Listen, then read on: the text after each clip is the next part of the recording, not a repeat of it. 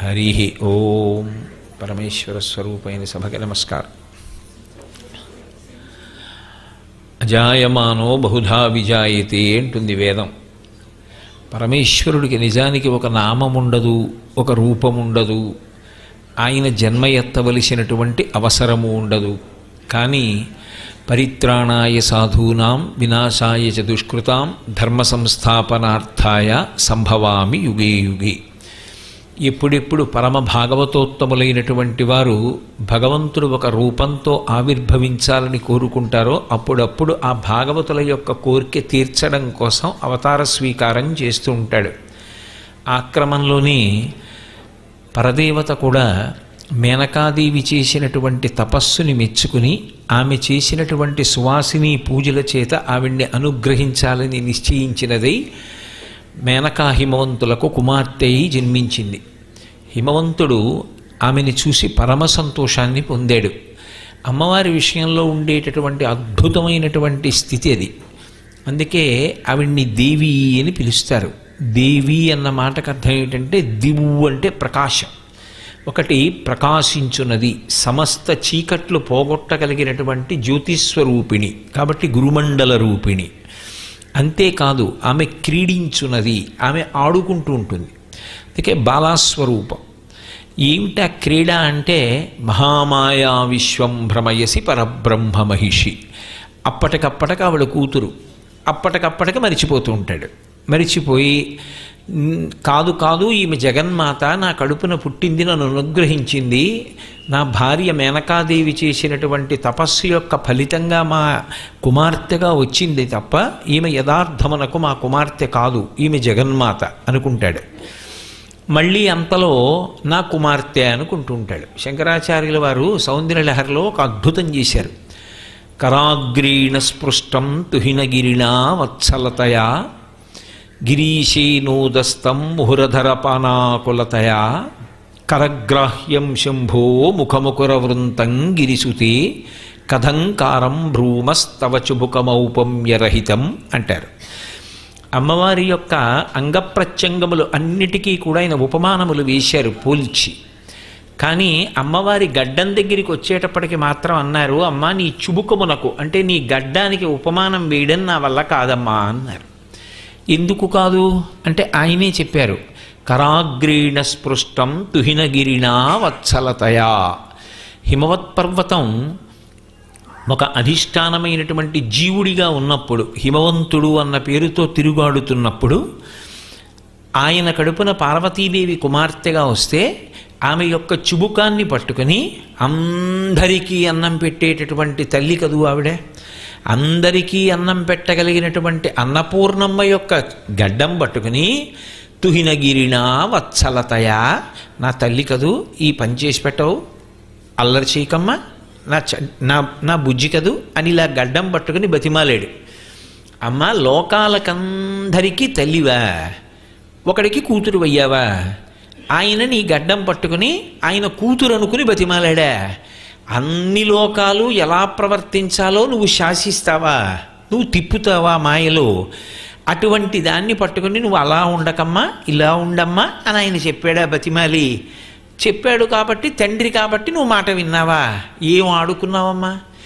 నీ యొక్క మాయకి, నీ యొక్క క్రీడకి, నీ యొక్క ఆటలకి, నీ హద్దులేనటువంటి వైభవానికి ఆ గడ్డం ఒక ఉపమానం. అది ఒకానొకప్పుడు హిమవంతుడు పట్టుకుని బ్రతిమలాడినటువంటి గడ్డం. అదే సమయంలో గిరీశేనూదస్తం ముహురధరపానాకులతయా కరాగ్రీణ స్పృష్టం తుహినగిరిణా వత్సలతయా కరగ్రాహ్యం శంభో ముఖముకురవృంతం గిరిసుతే. పరమశివుడు కామారి అని పేరు, మన్మధుణ్ణి దహించినవాడు.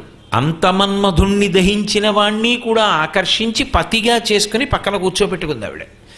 అందుకని అంతటివాడు కూడా ఆమె గడ్డం పట్టుకుని ఇలా ముఖం పైకెత్తి ఆమె ముఖంలో తన ప్రతిబింబం చూసుకుంటాట. చూసుకుని ముహురధరపానా కొలతయా, ఆమె యొక్క అధరపానాసక్తుడై ఇలా పైకెత్తి ఆమె పెదవుల వంక చూస్తాట.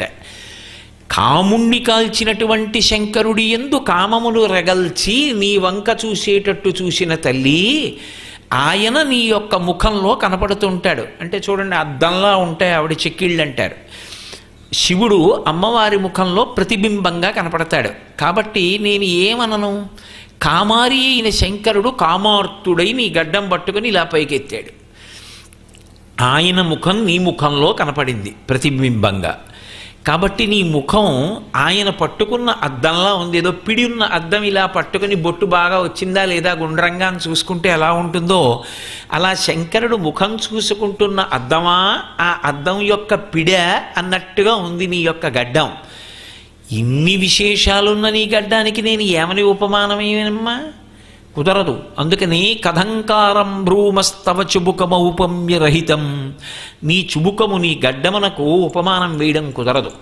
అంత గొప్ప గడ్డమమ్మా అది. కాబట్టి నేను ఉపమానం వేయట్లేదు అంటూనే పరమశివుడు తన ముఖాన్ని చూసుకునేటటువంటి అద్దానికి పట్టుకునేటటువంటి పిడి అని మళ్ళీ అంతర్లీనంగా ఓ ఉపమానం వేశారు. అందులో అసలు రహస్యం ఏమిటంటే, అమ్మవారు ప్రకృతి స్వరూపిణి కదూ. ఎక్కడుంటాడు విశ్వనాథుడు? విశ్వమునందే ఉంటాడు. విశ్వమే విశ్వనాథుడు. ఈ ప్రకృతి ఎందే పరమేశ్వరుడు కనపడాలి. కాబట్టి అమ్మవారి యందు అయ్యవారు కనపడతాడు అని చెప్పడానికి ఆమె యొక్క ముఖమండలమునందు విశ్వనాథుని యొక్క ప్రతిబింబము కనపడుచున్నది. ఆమె ముఖము అద్దములా ఉన్నది అంటారు శంకర భగవత్పాదులు. అందులో ప్రథమ పాదం ఎవరికి కేటాయించారు అంటే హిమవంతుడికి కేటాయించారు. కేటాయించి లోకాలకన్నిటికీ తల్లి అయినటువంటి నీ యొక్క గడ్డం పట్టుకుని ఇలా చేయి పార్వతి, ఇలా చేయి పార్వతి అని నిన్ను బతిమాలుకుంటూ హిమవంతుడు పట్టుకున్నటువంటి గడ్డం. అంటే హిమవంతుడు పట్టుకున్నాడు కాబట్టి గొప్ప కాదు. ఆయన నేను ఈమె తండ్రిని అనుకుని మురిసిపోయి అంత సంతోషపడడానికి వీలుగా ఆయనకి కూతురుగా నువ్వు ఆడుకుని దేవి అన్న పేరు సార్థక్యం చేసుకున్నావు. అటువంటి గడ్డం నీ గడ్డం అంటారు. కాబట్టి ఆ హిమవంతుడు ఎంత పొంగిపోయాడంటే, నిన్న మీతో మనవి చేశా కదూ, గిరులలోనొక్క గిరినైన నా పేరు వెలగచేసి తిట్లు జలజనయన, నీకు తండ్రినైతి నాకింత చాలదే ఇది మహాద్భుతంబు ఇందువదన. పోతన గారికి ఎలా పడ్డాయో ఆ పద్యాలు, ఎంత అనుభవించాడో మహానుభావుడు. వీరభద్ర విజయంలో చేసిన పద్యం అది. నేను కేవలం ఒక పర్వతాన్ని, అమ్మా లోకంలో ఎంతో తపస్సు చేసిన వాళ్ళే నీకు తండ్రి కాలేకపోతారు. అటువంటిది ఎంత అదృష్టవంతుడమ్మా. గిరిలలోనొక్క గిరినైన నా పేరు వెలయచేసి తిట్లు జలజనయన, హిమవంతుడి కూతురు హైమవతి పార్వతీదేవి అని నా పేరు చిరస్థాయి చేశావు కదమ్మా. పర్వతరాజపుత్రి పార్వతి అని నా పేరుతో కలిపి పేరు పెట్టుకున్నావు. నీకు తండ్రినైతి నాకింత చాలదే, నువ్వు నాకు కూతురయ్యావనలేదు. నువ్వు నాకు కూతురైతే కర్మచేత నువ్వు కూతురుగా పుట్టినట్టు కాదు, నన్ను అనుగ్రహించడానికి నన్ను నీకు తండ్రిని చేసుకున్నావు. కాబట్టి నీకు తండ్రినైతి నాకింత చాలదే ఇది మహాద్భుతంబు ఇందువదన. ఇది నిజంగా మహాద్భుతం. నేను మొట్టమొదటిసారి వీరభద్ర విజయంలో ఈ పద్యం చదివినప్పుడు అసలు ఆనందంతో ఊగిపోయి కాసేపు పుస్తకం కింద పెట్టేసి ఆ హిమవంతుడు పొందిన భావన ఎంత అద్భుతం రా, ఆ కూతుర్ని చూసుకుని ఎంత మురిసిపోయి ఉంటాడో అనుకుని ఆనందం తట్టుకోలేక, ఆ రోజుల్లో ఇంజనీరింగ్ చదువుకుంటోంది నా కూతురు. చదువుకుని అది నిద్రపోయింది. రాత్రి 11:30 ఎంతో అయింది. నేను వీరభద్ర విజయం చదువుకుంటున్నాను.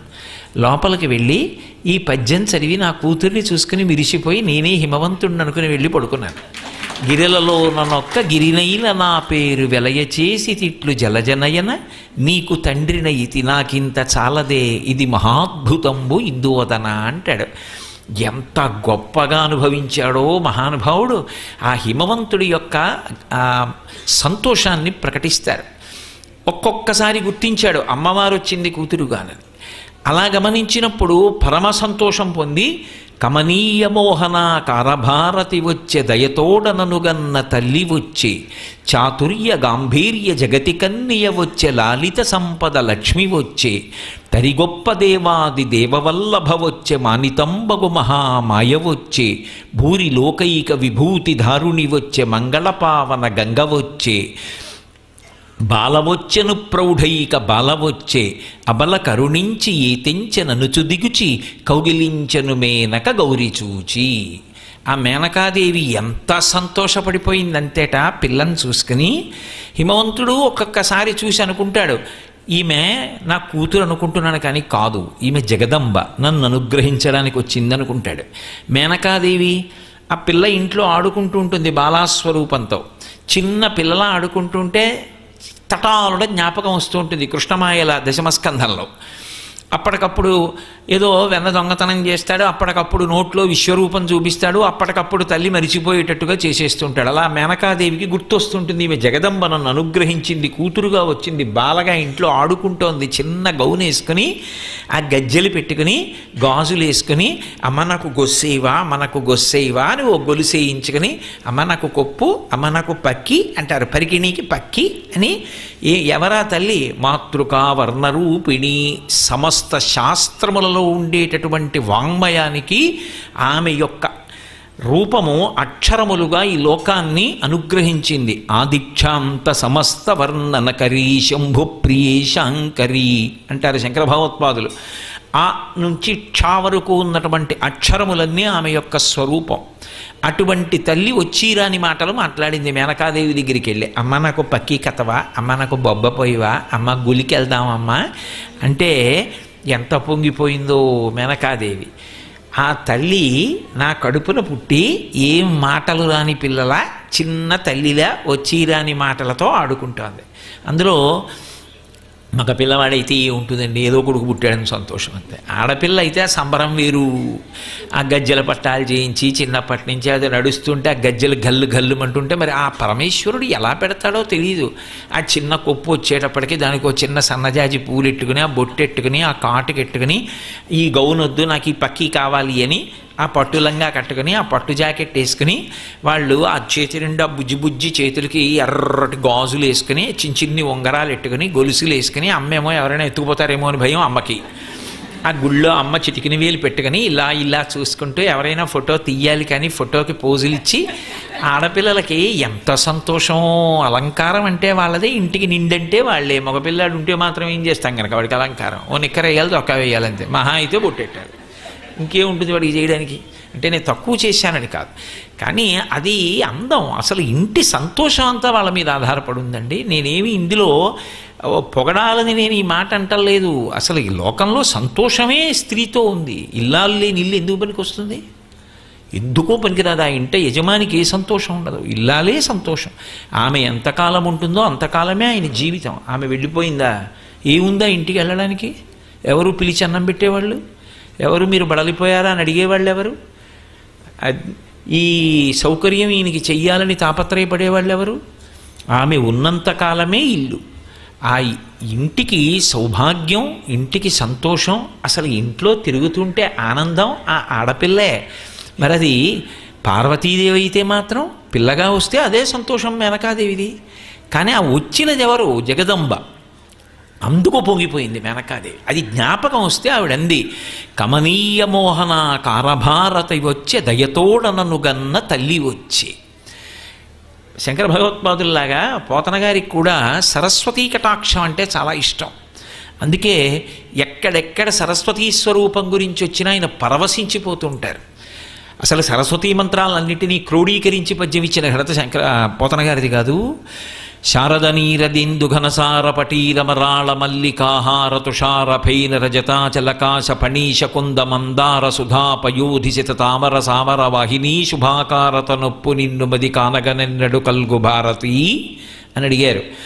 అక్కడ భారతీ అన్న శబ్దమే వేశారు. భరతుని చేత తేబడినది, ఆ ఋషి చేత ప్రతిపాదింపబడినది సర్వశుక్లా సరస్వతి అని. ఈ పిల్ల పుట్టినప్పుడు నల్లకలువల కాంతి, కానీ తత్వతః చూసినప్పుడు మేనకాదేవికి ఆవిడలోనే సరస్వతి కనపడతాను. అందుకే కామాక్షి నలుపు. నల్లగా కనపడే కామాక్షి సరస్వతీ కటాక్షం ఇవ్వాలనుకున్నప్పుడు తెల్లగా సాక్షాత్కరిస్తుంది. అందుకే విమలపటి కమలకుటి పుస్తక రుద్రాక్షస్త హస్తపుటి కామాక్షి పక్ష్మలాక్షి కలిత విపంచి విభాసి వైరించి మూకశంకర్లు చేశారు మూకపంచశతిలో. కామాక్షి పరదేవతని సరస్వతీ స్వరూపంగా స్తోత్రం చేశారు. ఎంతో గొప్ప శ్లోకం ఆ శ్లోకం. ఇప్పటికీ నేను ప్రతి ప్రవచనానికి దాన్ని ప్రార్థనగా స్వీకరించి దాంతో ప్రార్థన చేస్తే కానీ ప్రవచనం చేయను. అమ్మవారిని నల్లటి కామాక్షిని తెల్లటి భారతీ స్వరూపంగా చూస్తారు. ఆ తెల్లటి సరస్వతీదేవిగా కనపడింది. అందులో ఇవాళ వసంత పంచమి, శ్రీపంచమి, సరస్వతీ పూజ కదూ. కమనీయ మోహన కారభారతి వచ్చే అటువంటి మోహనప్రదమైనటువంటి రూపం. శివుడు ఎలా ఉంటాడో అన్ని విధాలా అలాగే ఉంటుంది. తెల్లగా శంకరుడు ఉంటాడు, తెల్లగా సరస్వతీదేవి ఉంటుంది. ఆయన దక్షిణామూర్తిగా వీణ పట్టుకుంటాడు, ఈవిడ వీణ పట్టుకుంటుంది. ఆయన జ్ఞానమిస్తాడు, ఈవిడ జ్ఞానమిస్తుంది. ఆయన కొప్పేసుకుంటాడు, ఈవిడ కొప్పేసుకుంటుంది. ఈవిడ జడ వేసుకోదు, కొప్పేసుకుంటుంది. అందుకే శరజ్యోత్స్నా శుద్ధాం శశియుత జటాజూటమకుటాం కొప్పేసుకుంటుంది. ఆయనకి చంద్రరేఖ, ఈవిడికి చంద్రరేఖ. భారతి అన్ని విధాలా శివుడిలా ఉంటుంది. ఈ పిల్ల చేరవలసింది శివుణ్ణి కదూ. అందుకని శివుడి చెల్లెలు సరస్వతి. అందుకే ఇద్దరు తెల్లగా ఉంటారు, ఇద్దరూ జ్ఞానకటాక్షం చేస్తారు. అంటే శివుని చెల్లెలు అని నేను ప్రతిపాదించినప్పుడు తత్వత అని దాని అర్థం. కాబట్టి కమనీయ మోహనాకార భారతి వచ్చే దయతోడనను గన్న తల్లి వచ్చే. ఆవిడికి మేనకాదేవి తల్లే, మేనకకి పార్వతీదేవి తల్లే. అంటే లోకంలో ఒక విషయం ఉంటుంది చూడండి. మా అమ్మ మా బంగారు తల్లి అని ముద్దులాడతారు చిన్నపిల్లని. అయినప్పుడు అమ్మతో పోల్చుకుంటారు. అందులో ఆడపిల్లలకు ఉండే లక్షణం ఏమిటంటే అమ్మ మీద చాలా ప్రేమ ఉంటుంది. అందుకు తులిచూలు పుట్టింటికి ఎడతారు. ఎందుకు అంటే ఎంత బాధ అయినా సరే ఆ అమ్మని చూసేటప్పటికి మర్చిపోతారు, ఆ అమ్మని స్పృశిస్తే మర్చిపోతారు. అందుకు అమ్మ కోసం వెంపర్లాడతారు, అమ్మ అమ్మ అమ్మ అని. ఎన్నాళ్ళు పుట్టిళ్ళు అంటే నిజంగా అమ్మ ఉన్నన్నాళ్ళే పుట్టిళ్ళు. ఆ తర్వాత లోకంలో తల్లిని మించిన ప్రేమ కలిగిన వదినలు ఉన్నారు, నేను దాన్ని కాదన్నా. అటువంటి వదిన ఉన్నంతకాలం కూడా పుట్టినిల్లే పిల్లలకి. కాబట్టి అమ్మా అమ్మా తల్లి, నా తల్లి కదూ అంటుంటారు కదూ. అందుకని మేనకాదేవికి తల్లి, కానీ బాహ్యంలో అసలు నిజానికి మేనకాదేవికి కూడా తల్లి ఎవరు? పార్వతీదేవే. అది సత్యం కూడా. లోకాలకే తల్లి, మేనకకి తల్లి కాదేమిటి? కాబట్టి కమనీయ మోహనాకార భారతి వచ్చే దయతోడనను గన్న తల్లి వచ్చే. ఆ తల్లి చాతుర్య గాంభీర్య జగతి కన్య వచ్చే లాలిత సంపద లక్ష్మి వచ్చే. చాతుర్య గాంభీర్య జగతి కన్య వచ్చే. లక్ష్మీదేవి దగ్గరికి వచ్చేటప్పటికీ ఓ చమత్కారం చేశారు. మహాచాతుర్యం కలిగినటువంటి కన్య అన్నారు. ఏమిటి మహాచాతుర్యం కలిగినటువంటి కన్య అంటే క్షీరసాగర మథనం అయినప్పుడు ఆవిడ వైజయంతిమాల పట్టుకుని పైకి లేచింది. పైకి లేచి అందరి వంక చూసి ఆలోచన చేసింది. ఒకరి దగ్గరికి వెడితే సవతి పోరుంది, ఒకడి దగ్గరికి వెడితే శాశ్వతుడు గాడు, ఒకడు వేడిగా ఉంటాడు, ఒకడు బాగా చల్లగా ఉంటాడు, అగ్ని వరుణుడు, ఇవన్నీ ఆలోచించి ఆర్తత్రాణపరాయణుడు, మహానుభావుడు, శాశ్వతుడు, నిత్యుడు, అచ్యుతుడు, వరదుడు, కాబట్టి మోహనాకారుడు, ఈయన మెడలో మాల వేస్తానని బాగా ఎంచుకుని చక్కగా వెళ్ళి ఆయన మెడలో దండేసింది, విష్ణుమూర్తి మెడలో. మరి చాతుర్యం లేదు ఆవిడికి. చాతుర్యం ఉంది, గాంభీర్యం ఉంది. అందుకని కన్యా అంటే అటువంటి ప్రజ్ఞ కలిగినది అని ఒక అర్థం. కాబట్టి చాతుర్య గాంభీర్య జగతి కన్య వచ్చే, లలిత సంపద లక్ష్మి వచ్చే. లాలిత సంపద ఎంతకాలము సుగుణములుంటాయో అంతకాలము లక్ష్మి ఉంటుంది. లక్ష్మి అన్న మాటకు అర్థం మీరు కేవలం ఐశ్వర్యము అని అనుకోకండి. లక్ష్మి అంటే లక్ష్మ అని. ఏ గుర్తు చేత ఒక విభూతి ప్రకటనమవుతుందో అది లక్ష్మి. అనుభవంలోకి రావాలి, వస్తే కానీ అది నిజానికి లక్ష్మి కాదు. నాకు బోరెడంత ఐశ్వర్యం ఉందనుకోండి, కానీ ఏమీ తినడానికి లేదు, అప్పుడు ఎందుకది? ఉందని చెప్పుకోవడానికి ఉందంతే. బోరెడని పళ్ళు ఇంట్లో ఉంటాయి, ఒంట్లో మధుమేహం ఉంది, ఎందుకది? ఏం తింటావు? తినడానికి ఉండదు, అప్పుడు కాదు లక్ష్మి. నువ్వు అనుభవించినప్పుడే లక్ష్మి. నీకు తృప్తిని కలిగించాలి. అది నీకు తృప్తిగా మారగలిగితే అంటే బాహ్యమునందు పదార్థము అనుభవించడానికి యోగ్యత రెండూ కూడి ధర్మబద్ధమైతే లక్ష్మి, లక్ష్మ అది గుర్తుగా ఉంటుంది, కీర్తిగా. కాబట్టి లాలిత సంపద లక్ష్మి వచ్చే. అటువంటి లలితమైనటువంటి సంపదలను ఇవ్వగలిగినటువంటి లక్ష్మి నాకు కుమార్తెగా వచ్చింది అంటే అభేదాన్ని పాటిస్తోంది. ఆమె కేవలము పార్వతి కాదు, ఆమెయే జగన్మాత. అందుకని గీర్దేవతేతి గరుడధ్వజ సుందరీతి శాకాంభరీతి శశిశేఖరవల్లభేతి సృష్టిస్థితి ప్రళయకైలిష సంస్థితాయై తస్మై నమస్త్రిభువనైక గురోస్తరుణ్యై అని శంకర భగవత్పాదులు. వదనారవిందవక్షో వామాంకతటీ వశం వదీభూత పురుషత్రితయే త్రేధా పురంధ్రిరూపా త్వమేవ కామాక్షి అని మూకశంకరులు ఆర్యాశతకంలో. అమ్మా నువ్వు ఒక్కదానివే ఏం చేస్తూ ఉంటావంటే ఒకరికి నాలుక మీద ఉంటావు, ఒకరికి వక్షస్థలంలో ఉంటావు, ఒకరికి ఎడమ భాగంలో ఉంటావు. ఉండి వాళ్ళు త్రిమూర్తులుగా ఈ లోకాల్ని చక్కబెట్టగలిగినటువంటి శక్తివి. అటువంటి తల్లి నీకు నమస్కారం అన్నారంటే ఆ ఒక్క శక్తి మూడు శక్తులుగా మారి ముగ్గురు మూర్తులను ఆవహిస్తోంది. కాబట్టి ఆ అభేదతత్వాన్ని దృష్టిలో పెట్టుకుని చేస్తున్నారు పద్యం. ఆ పార్వతి లక్ష్మి, ఆ పార్వతి సరస్వతి. కాబట్టి లాలిత సంపద లక్ష్మి వచ్చే, చాతుర్య గాంభీర్య జగతి కన్నియ వచ్చే, లాలిత సంపద లక్ష్మి వచ్చే, భూరి లోకైక విభూతి దారుని వచ్చే, మంగళపావన గంగ వచ్చే. అదేమిటి? గంగమ్మకి ముగురమ్మల పక్కకి స్థానం ఎలా వచ్చింది ఈ పద్యంలో? అలా ఎందుకంది ఆవిడ? గంగమ్మ వచ్చింది అన్నమాట ఎందుకు వచ్చింది అంటే రామాయణం బాలకాండలో ఒక మాట ఉంది. గంగ హిమవంతుని యొక్క పెద్ద కూతురు, పార్వతీదేవి హిమవంతుని యొక్క చిన్న కూతురు. ఆయనకి ఇద్దరు కుమార్తెలు, పెద్ద కుమార్తె గంగమ్మ. ఆ గంగమ్మని దేవతలు ప్రార్థన చేశారు, అమ్మా నువ్వు వచ్చి స్వర్గలోకంలో ప్రవహించు, దాని వలన దేవతా కార్యాలు నడుస్తాయని. ఆమె ఆకాశగంగయ్యి ఊర్ధ్వలోకంలో ప్రవహించింది. అందుకని మంగళపావన గంగ వచ్చి లోకములను పావనం చెయ్యగలిగినటువంటి గంగ, పరమమంగళ స్వరూపిణి అయినటువంటి గంగ ఒక రూపు దాలిస్తే ఆమె కేవలము బాహ్యంలో నీటిగా చల్లగా ఉండడం కాదు, ఆమె మనసు కూడా అంత కారుణ్యంతో ఉంటుంది. అటువంటి గంగ పెద్ద కుమార్తె కనుక ఏది పిల్లొచ్చిందా అందనుకోండి, మేనక పిల్లొచ్చిందా అంటే పెద్ద పిల్ల చిన్నపిల్ల కూడాను. అందుకని అక్క చెల్లి ఇద్దరూ అదే ప్రేమతో ఉంటారు. అందుకని ఆ గంగమ్మగా పెద్ద కుమార్తెగా ఉన్నది ఎవరో ఆమెయే ఈమె రెండో కుమార్తె. అందుకే మీరు ఒక చమత్కారం ఉంటుంది, విఘ్నేశ్వర నామాల్ని సుబ్రహ్మణ్య నామాల్ని చూస్తే ద్వైమాతురాయ నమః అని విఘ్నేశ్వరుడికో నామం. ఆయనకి ఇద్దరు తల్లులు ఎక్కడున్నారు అసలు? పార్వతీదేవి యొక్క ఒంటి మట్టిలోంచి కదా వచ్చాడు ఆయన. అయినప్పుడు ఇద్దరు తల్లులు ఎలా కుదురుతారు? సుబ్రహ్మణ్యుడికి కుదురుతారు. ఎందుకంటే ఆయన గంగలోంచి వచ్చి పార్వతీదేవి శరీరం శరవణతటాకంగా ఉంటే అందులో పడి అందులోంచి పైకి వచ్చాడు కాబట్టి ద్వైమాతురాయ నమః. ఇద్దరు తల్లులు సుబ్రహ్మణ్యుడికి అన్వయం. మరి విఘ్నేశ్వరుడికి ఎలా అన్వయం? విఘ్నేశ్వరుడికి అన్వయం కుదరదుగా. కానీ విఘ్నేశ్వరుడికి ఎందుకు అన్వయం కుదిరింది అంటే మా నాన్నగారు గంగమ్మని నెత్తి మీద పెట్టుకున్నారు, నెత్తి మీద పెట్టుకుని గౌరవించారు కాబట్టి ఆయన చేత గౌరవింపబడింది, ఆయన చేత ప్రేమగా చూడబడింది కాబట్టి నేను ఒక తల్లిలా భావన చేస్తానని నమస్కారం చేశాడు. ఆయన సంస్కారం అది. అందుకని ద్వైమాతురాయ నమః తప్ప నిజంగా ఇద్దరు తల్లులని కాదు. అది విఘ్నేశ్వర సంస్కారాన్ని ప్రకటనం చేస్తుంది. అలా ఇక్కడ గంగమ్మ పార్వతీదేవి రెండు దేవతాంశలు కూడా మేనకని ఉద్ధరించడానికి ఆవిడ కడుపును వచ్చాయి.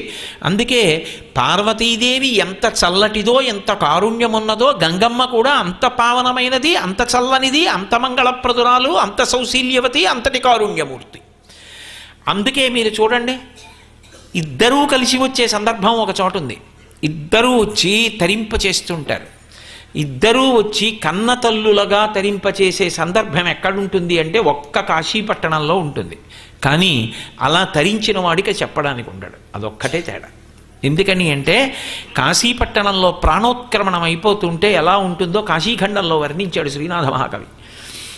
ఆఖరి ఊపిరికి వచ్చేసి ఇంక దగ్గర పడిపోయి మనసు ఇంద్రియముల యొక్క శక్తిని అంతటినీ మూట కట్టేసి వెళ్ళిపోవడానికి దారి వెతుక్కుంటుంటే కాశీపట్టణంలో ప్రాణం విడిచిపెట్టేసేవాడు ఎవరుంటాడో వాడు ఊపిరి అందక ఆయాసపడి ఒళ్ళు చెమట పట్టేస్తుంటేట అప్పుడు పాలిండ్లు కదలంగ పసిడిపయ్యద వీచు అచలాధిపుని కూర్మి ఆడుబిడ్డ ధూత్కారమునరించి తొండంబు ముక్కున శిఖరారావంబు జిలుకుడుంటి. అలాగే ప్రథమోత్తముండు భృంగి భయరక్షణార్థంబు పాలాగ్రమున తీర్చు భసితరీగ. గంగమ్మ సాకార రూపమును పొంది వామహస్తమున నిమురు మంగళ గంగ. అటువంటి తల్లి వచ్చి నిలబడుతుంది. అప్పుడు దక్షిణ శృతి మీదుగా ధాత్రి త్రెళ్ళి పెద్ద నిద్రకు మాగన్ను పెట్టువేళ పంచజనులకు తారక బ్రహ్మ విద్య అభబడుపదీశమురరించునప్పుడు కాశీ. కాశీపట్టణంలో ఆఖరి ఊపిరికి దగ్గరికి వచ్చేస్తున్నాడు అన్నప్పుడు ఇంక స్పృహ లేకుండా పడిపోతే మొట్టమొదట ఎవరొస్తారంటే పార్వతీదేవి వస్తుంది దగ్గరికి. వచ్చి వాడు కుడి చెవి కిందకి పెట్టి ఎడమ చెవి పైకి పెట్టి ఇలా పడుకున్నాడు అనుకోండి, వాడి తల తిప్పుతుందిట. తిప్పి కుడి చెవి పైకి ఉండేటట్టుగా చేసి రామకృష్ణ పరమహంస ధ్యానంలో చూశారు. అక్కడ ఏ ప్రాణి చచ్చిపోయినా కుడి చెవి పైకి వస్తుంది. అందుకే కుడి చెవి పైకి పెట్టి అమ్మవారు తన తొడ మీద పడుకోబెట్టుకుంటుంది. పడుకోబెట్టుకొని కాశీ మా ఆయనకి ప్రీతిపాత్రమైన పట్టణం, ఇక్కడ వెళ్ళిపోతున్న వాడికి విసినికర్రతో విసరణని పాలిండ్లు కదలంగ పసిడిపయ్యద వీచు అచలాధిపుని కూర్మి ఆడుబిడ్డ. అచలాధిపుని కూర్మి ఆడుబిడ్డ అంటే హిమవంతుని కూతురు పార్వతీదేవి తన పవిట కొంగుతో విసురుతుంది వాడికి, ఆ వెళ్ళిపోతున్న వాడికి. అచలాధిపుని కూర్మి ఆడుబిడ్డ ప్రత్యక్షమై వచ్చి భాగీరథీ గంగ మృదుల హస్తము సాచి వీపునిమురు. ఆ గంగానది ప్రత్యక్షమై రూపంతో బయలుదేరి వచ్చి పార్వతీదేవి పక్కన కూర్చుని తన చల్లటి చేత్తో ఏం బెంగ పెట్టుకోకు నాన్నా అని గుండెల మీద నిమురుతూ ఉంటుంది. ప్రత్యక్షమై వచ్చి భాగీరథీ గంగ మృదుల హస్తము సాచి మేను నివురు. ధూత్కారమునరించి తొండంబు ముక్కున శిఖరారావంబు జిలుకు ఢుంటి విఘ్నేశ్వరుడు వచ్చి అయ్యో ఊపిరంతా కొట్టుకుంటున్నావా అని తొండం ముక్కు దగ్గర పెట్టి చుస్సని ఆ గాలి ఊత్తట పీల్చరా అని. ప్రథమోత్తముండు భృంగి భయరక్షణార్థంబు ఫాలాగ్రమున తీర్చు భసితరేఖ. భృంగి బయలుదేరి వచ్చి 3 కాళ్లతో ఉంటాడు భృంగి వచ్చి విభూతి బొటన వేలుతో పెడతాట లలాటమునందు. భైరక్షణార్థంబు ఫాలాగ్రమున తీర్చు భసితరేక దక్షిణ శృతి మీదుగా ధాత్రి త్రెళ్ళి పెద్ద నిద్రకు మాగన్ను పెట్టువేళ. అబ్బా ఎంత పెద్ద మాట అన్నాడు శ్రీనాథుడు. ఆ పద్యం గుర్తొచ్చినప్పుడల్లా నాకు ఎంత ఆనందంగా ఉంటుందో, ఎలా అన్నాడు రా ఈ మాట అనిపిస్తుంది. నిద్రపోతే మాగన్ను పెడతాం. మాగన్ను అంటే అలా కళ్ళు పడిపోతుంటాయి. అలా కళ్ళు పడిపోయి నిద్రపోయిన వాడు రేపు పొద్దున లేస్తాడు. ఇది పెద్ద నిద్ర, ఇంకా లేవడు. ఇంకా ఆ నిద్ర శాశ్వత నిద్ర. ఆ పెద్ద నిద్రకు మాగన్ను పెట్టువేళ దక్షిణ శృతి మీదుగా ధాత్రి త్రెళ్ళి కుడిచివి పైకొచ్చేటట్టుగా తిప్పితే పంచజనులకు తారక బ్రహ్మ విద్య అభబడుపదీశమురరించునప్పుడు కాశీ. పాశంచ ఘంటాం అని గంటలు మోగుతుండగా శంకరుడు వచ్చి మోకాళ్ళ మీద కూర్చుని వంగి ఆ కుడి చెవిలో తారకం చెప్తాట. తారకం చెప్పి ఆఖరి ఊపిరిలో పలికించి ఆ వెళ్ళిపోతున్న జీవుడు ఊపిరందట్లేదన్న బాధ కన్నా పవిట పెట్టి విసురుతున్న పార్వతీదేవిని, ఒళ్ళు నిమురుతున్న గంగమ్మని, ముక్కు దగ్గరికి తొండం పెట్టి గాలి ఊదుతున్న విఘ్నేశ్వరుణ్ణి, ఆ పైన బొటనవేలుతో నుదుటి మీద విభూతి పెడుతున్నటువంటి భృంగిని, సాక్షాత్ శంకరుడు వచ్చి వంగి చెవిలో ప్రణవం ఆ తారకం చెప్తుంటే ఆ తారకాన్ని శంకరుడు ఇచ్చినటువంటి ఆ ఉపదేశాన్ని ఆఖరి ఊపిరిలో పలుకుతూ పరమ సంతోషంతో పరమేశ్వరుని యందు ఐక్యమైపోతాట కాశీపట్టణంలో. కాబట్టి ఇద్దరూ కలిసి వచ్చేది కాశీపట్టణంలోనే. కాబట్టి ఆ తల్లి వచ్చినప్పుడు భూరి లోకైక విభూతిదారుడి వచ్చే మంగళపావన గంగ వచ్చే, తరిగొప్ప దేవాది దేవవల్లభ వచ్చే, మానితంబగు మహామాయ వచ్చే. ఏం మాటలు వేసేశారు. తరిగొప్ప దేవాది దేవవల్లభ వచ్చే, ఆమె పరబ్రహ్మమునకు మహిషి. అటువంటి తల్లి మహామాయా విశ్వంభ్రమయసి పరబ్రహ్మ మహిషి, మహామాయాస్వరూపిణి అయి లోకాలనన్నిటినీ తిప్పుతూ ఉంటుంది. అలా తిప్పుతున్న తల్లి ఒక రూపాన్ని పొంది నా కడుపున పుట్టి ఆడుకుంటోంది. ఏమి భాగ్యం నా ఇంట్లో. నిజంగా ఈ పద్యం కడుపుతో ఉన్నవాళ్ళు నేర్చుకోవాలి. నేర్చుకుని ఇంట ఆడపిల్ల పుట్టినప్పుడు ఈ పద్యాలు చదువుకోవాలి కదా. కాబట్టి అసలు నిజానికి నన్ను అడిగితే కడుపుతో ఉన్నప్పుడు నేర్చుకుని పద్యాలు ఒకటికి మాటలు చదువుకుని సంతోషిస్తుంటే మహాతేజోవంతమైన సంతానం కలుగుతుంది. కాబట్టి అటువంటి తల్లి బాలవచ్చెను ప్రౌఢైక బాలవచ్చే, తల్లి వచ్చెను నన్నేల తల్లి వచ్చే అబల కరుణించి ఏ తెంచె ననుచు దిగుచి కౌగిలించెను మేనక గౌరి చూచి. ఆ గౌరిని చూచి నారదుడు చెప్పాడు, ఈమె పుట్టినప్పుడు కాళీ అన్న పేరుతో ఉంటుంది కానీ గౌరీ అన్న పేరుతో విఖ్యాతి చెందుతుంది అన్నాడు. అందుకని అదిగో ఆ గౌరీ, ఆ తల్లి, ఆ అబల నా ఇంట పుట్టింది, నేనెంత అదృష్టవంతురాల్ని అనుకుని ఆనందం పట్టలేక పద్యం పూర్తి చేయడంలో ఉన్నటువంటి గొప్పతనం అది. ఇంతకు ముందు కనపడందైతే ఆర్తి పొంగిపోయింది అనుకోండి, భగవంతుడి చూడాలి ఏ గుడికో వెళ్ళి చూస్తూ అలా సంతోషంతో నిలబడిపోతాం. ఎదురుగుండా ఉన్న పిల్ల అంతా ఇలా అనిపించేసి ప్రేమ పొంగిపోతే ఒక్కసారి తల్లి గట్టిగా కౌగిలించేసుకుని ముద్దులు పెట్టేసుకుంటుంది కదా. అందుకని తల్లి వచ్చెను నన్నేల తల్లి వచ్చే బాల వచ్చెను ప్రౌఢైక బాల వచ్చే అబల కరుణించి ఏ తెంచె ననుచు దిగుచి కౌగిలించెను మేనక గౌరి చూచి. ఏం పూర్తి చేశారు పద్యాన్ని? కౌగిలించేసుకుని గట్టిగా పిల్లని ముద్దులు పెట్టేసుకుని మురిసిపోయిందట మేనకాదేవి. ఏమి సౌభాగ్యం, ఏమి అదృష్టం ఆ మేనకాదేవిది నిజంగా. మరి శంకరాచార్యులు వారు వేశారు పాదం అంటే శ్లోకంలో వీరు. కాబట్టి అంత గొప్ప పద్యరచన చేశాడు మహానుభావుడు. ఆ పద్యాలలో శాశ్వతంగా శబ్దస్వరూపంలో శాశ్వతుడై ఉండిపోయారు పోతన గారు. నేను ఈ చదువుతున్న పద్యాలు వీరభద్ర విజయంలోవి.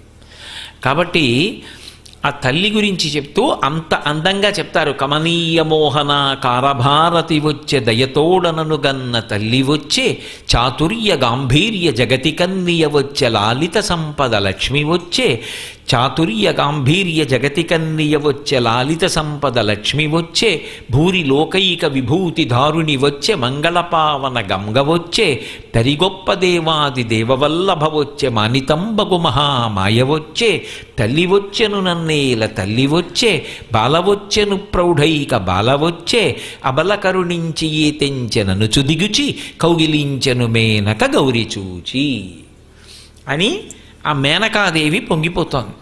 నరదేవాసుర పూజితాంఘ్రియుగళా నారాయణీ శాంకరి కరుణాపూరిత మానసా త్రినయనీ కళ్యాణయుక్త నిశాచర దర్పోన్నత సంహరీ సదమలా చండార్చిని యోగిని తరుణీ ఆగమవందిత భగవతీ తల్లి జగన్మోహిని అని హిమవంతుడు పొంగిపోయాడు. ఆయనకి జ్ఞాపకం రాదు మరి. ఒక్కొక్కసారి చూసినప్పుడు జగదంబ సాక్షాత్తు ఆ పరదేవత నా కడుపున పుట్టి ఇంట్లో ఆడుకుంటోంది. ఎంత పొంగిపోయాడో అమ్మా, ఎంత అదృష్టవంతుడమ్మా. నీ కాలి గోటి కాంతి లభ్యం కాదే నకదీదితి సంచన్నన మజ్జనతమోగుణ. నీ కాలి చిటికిన వేలుకున్నటువంటి గోటి కాంతి ప్రసరించినంత మాత్రం చేత కొన్ని కోట్ల జన్మల నుంచి తరువుకొస్తున్నటువంటి తమోగుణం ధ్వంసమైపోతుందే. అటువంటి తల్లి వినా ఇంట ఏమీ తెలియని బాలగా ఆడుకుంటున్నావా పట్టుపావడా కట్టుకుని అని. నరదేవాసుర పూజితాంఘ్రియుగళా నారాయణీ శాంకరి ఏమి మాటలు వేశారు. నరదేవ అసుర పూజితాంఘ్రియుగళా అది అమ్మవారి యొక్క తత్వం. ఆ తల్లి అందరు బిడ్డలకి తల్లి. ఆ బ్రహ్మకీట జనని అంటాడు వ్యాసుడు. ఆమె బ్రహ్మ మొదలు చిన్న కీటకం వరకు ఆమెయే తల్లి. ఆమెకు బిడ్డలు కాని వారు ఎవరు లేరు. అందుకే దృశాద్రాఘీయస్యాదరదలిత నీలోత్పలరుచా దవీయంసం దీనం స్నపయ కృపయా మమపి శివే అనీనాయం ధన్యో భవతి నచతే హానిరియత వనేవా హర్మ్యేవా సమకర నిపాతో హిమకర అంటారు శంకర భగవత్పాదులు. దృశాద్రాఘీయస్యాదరదలిత నీలోత్పలరుచ. ఈ బ్రహ్మాండములు ఎంతవరకు ఉన్నాయో అంతకన్నా ఎక్కువ దూరం చూసుకుంటూ ఉంటుంది ఆవిడ. ఎందుకని నా బిడ్డలందరూ ఎలా ఉన్నారని అంత దూరం ఇలా కూర్చుని ఇలా ఇలా కళ్ళు తిప్పుకుంటూ చూసుకుంటూ ఉంటుంది. దాని మీద 100 శ్లోకాలు చేశారు. కటాక్ష శతకము అని ఆ కనుగుడ్డి ఇక్కడికొచ్చి రావడం మీద మూకశంకర్లు 100 శ్లోకాలు గుక్క తిప్పుకోకుండా చెప్తే అదే కటాక్ష శతకం అయింది. కాబట్టి ఆ తల్లి దృశాద్రాఘీయస్యాదరదలిత నీలోత్పలరుచ. అందరూ నీ బిడ్డలే కదమ్మా. ఎవరు బిడ్డలు? నర దేవ అసుర. దేవతలు ఆమె బిడ్డలే, నరులు ఆమె బిడ్డలే, రాక్షసులు ఆమె బిడ్డలే. నాకు 4 కొడుకులు ఉన్నారనుకోండి, 3 ఐఏఎస్ ఐపీఎస్ ఐఎఫ్ఎస్ చదివి ఒకడు జేబు దొంగ అనుకోండి, నా షష్ఠి పూర్తికి వాడిని పిలవాలి. వాడు వస్తాడు, అది వాడి హక్కు. నాన్నగారి షష్ఠి పూర్తని. వాడు జేబు దొంగ. వాడు జేబు దొంగ అయ్యాడని నా కొడుకు కాకుండా పోతాడా?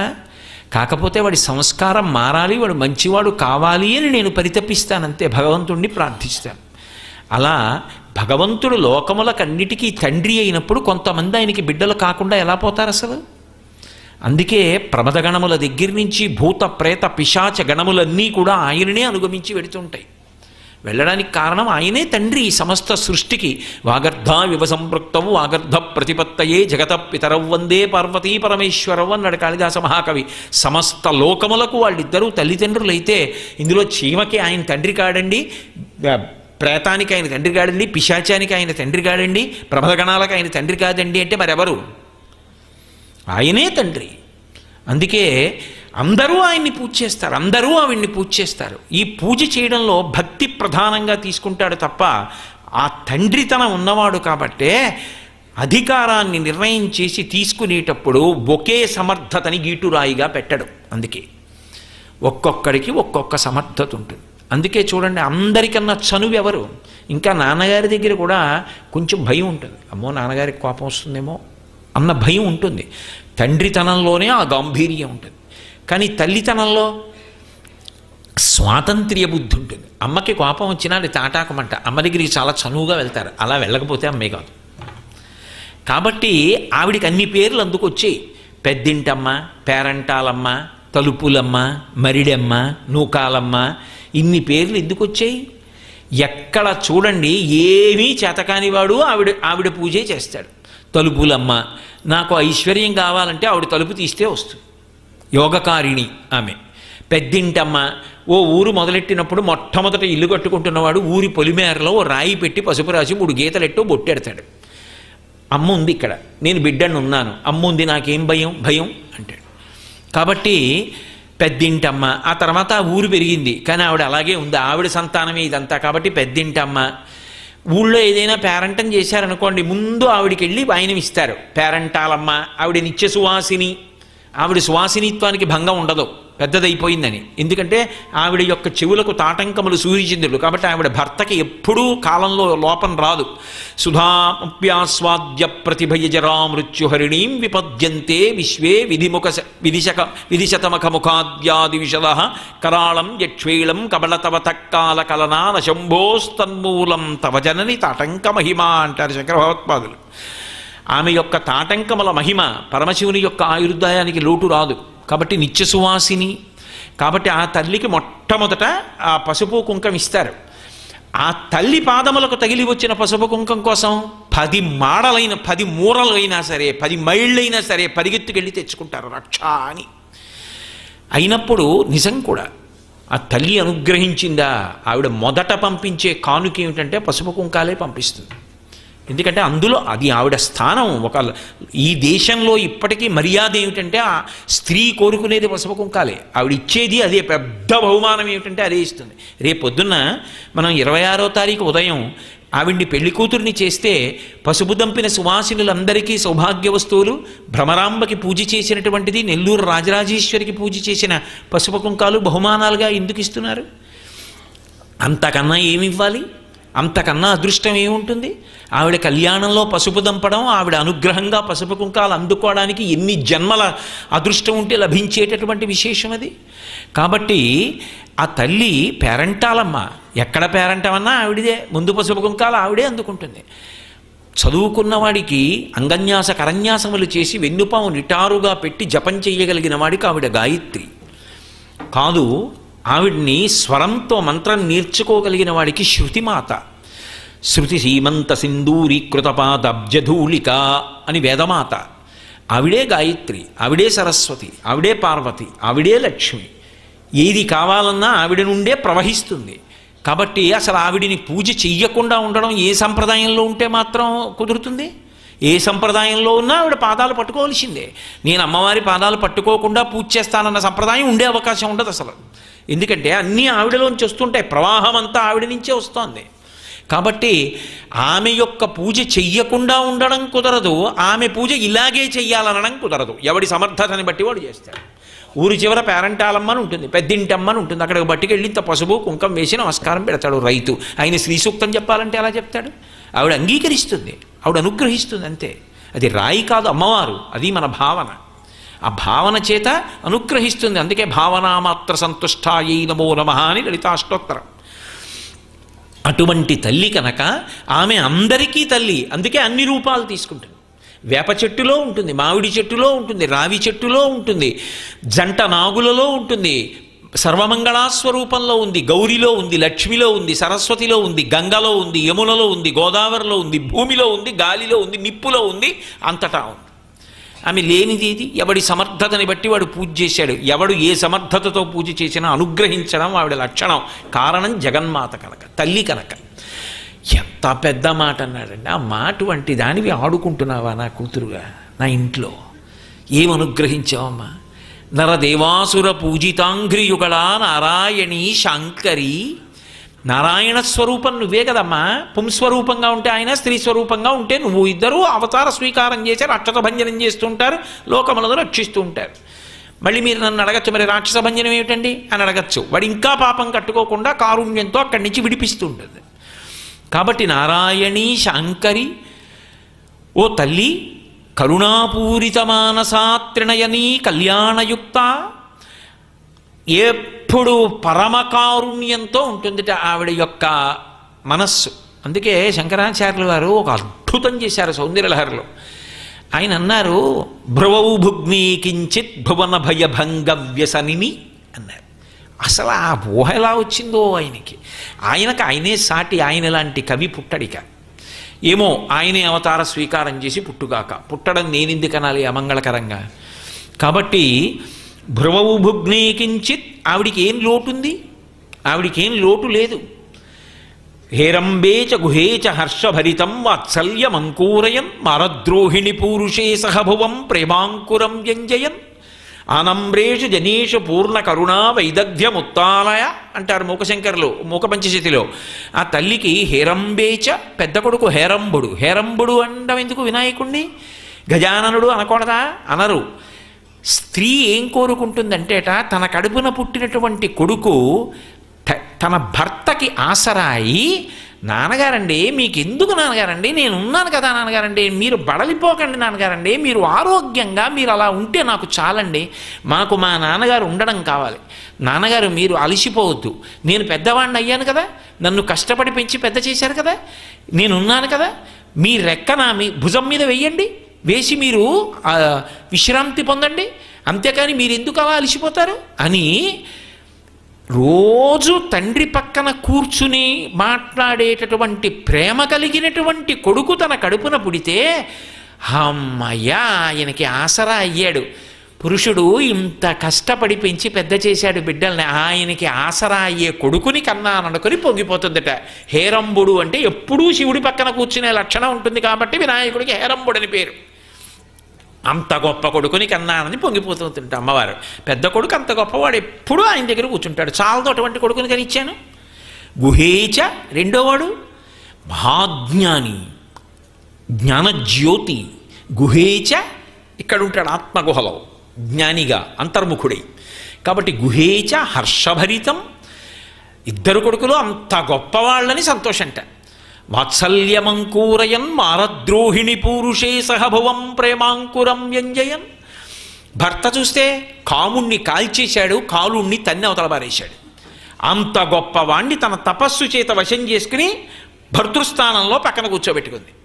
కూర్చోబెట్టుకున్నందుకు అంత గొప్పవాడు మా ఆయన అని చెప్పి పొంగిపోతుంది. అంతా బాగానే ఉంది కానమ్మా, మరి నువ్వు ఆదిశక్తివిగా, నీ దగ్గర బోలెడంత శక్తి ఉందిగా, పెద్ద అబ్బాయికి ఉపయోగించవలసిన అవసరం లేదు గొప్పవాడు, రెండో వాడికి ఉపయోగించవలసిన అవసరం లేదు చాలా గొప్పవాడు, భర్త గారికి ఉపకారం చేయడానికి అవసరం లేదు అంతకన్నా గొప్పవాడు, మరి ఏం చేస్తావమ్మా శక్తి అంతా అంటే ఆనమ్రేషు జనేషు పూర్ణ కరుణా వైదగ్ధ్యముత్తాలయ.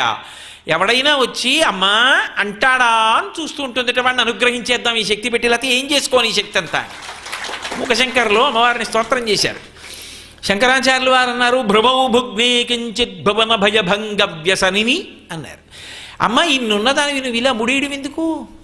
నేను ఏదో అలా కూర్చొని ఇలా ముడేసాను అనుకోండి కనుబొమ్మలు, ఏదో ఆలోచిస్తున్నానని గుర్తు, ఏదో ఆలోచిస్తున్నానంటే ఏదో సమస్య వచ్చింది, సమస్య వస్తే కదా ఆలోచించడం, లేకపోతే ఏదో జ్ఞాపకం రాకపోతే ఆలోచించాలి. జ్ఞాపకం రాకపోవడం సమస్యే.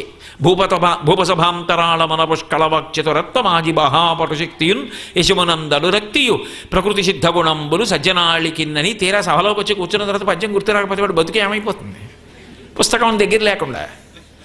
కాబట్టి ఆ జ్ఞాపకం రాకపోతే పెద్ద సమస్య కాదప్పుడు.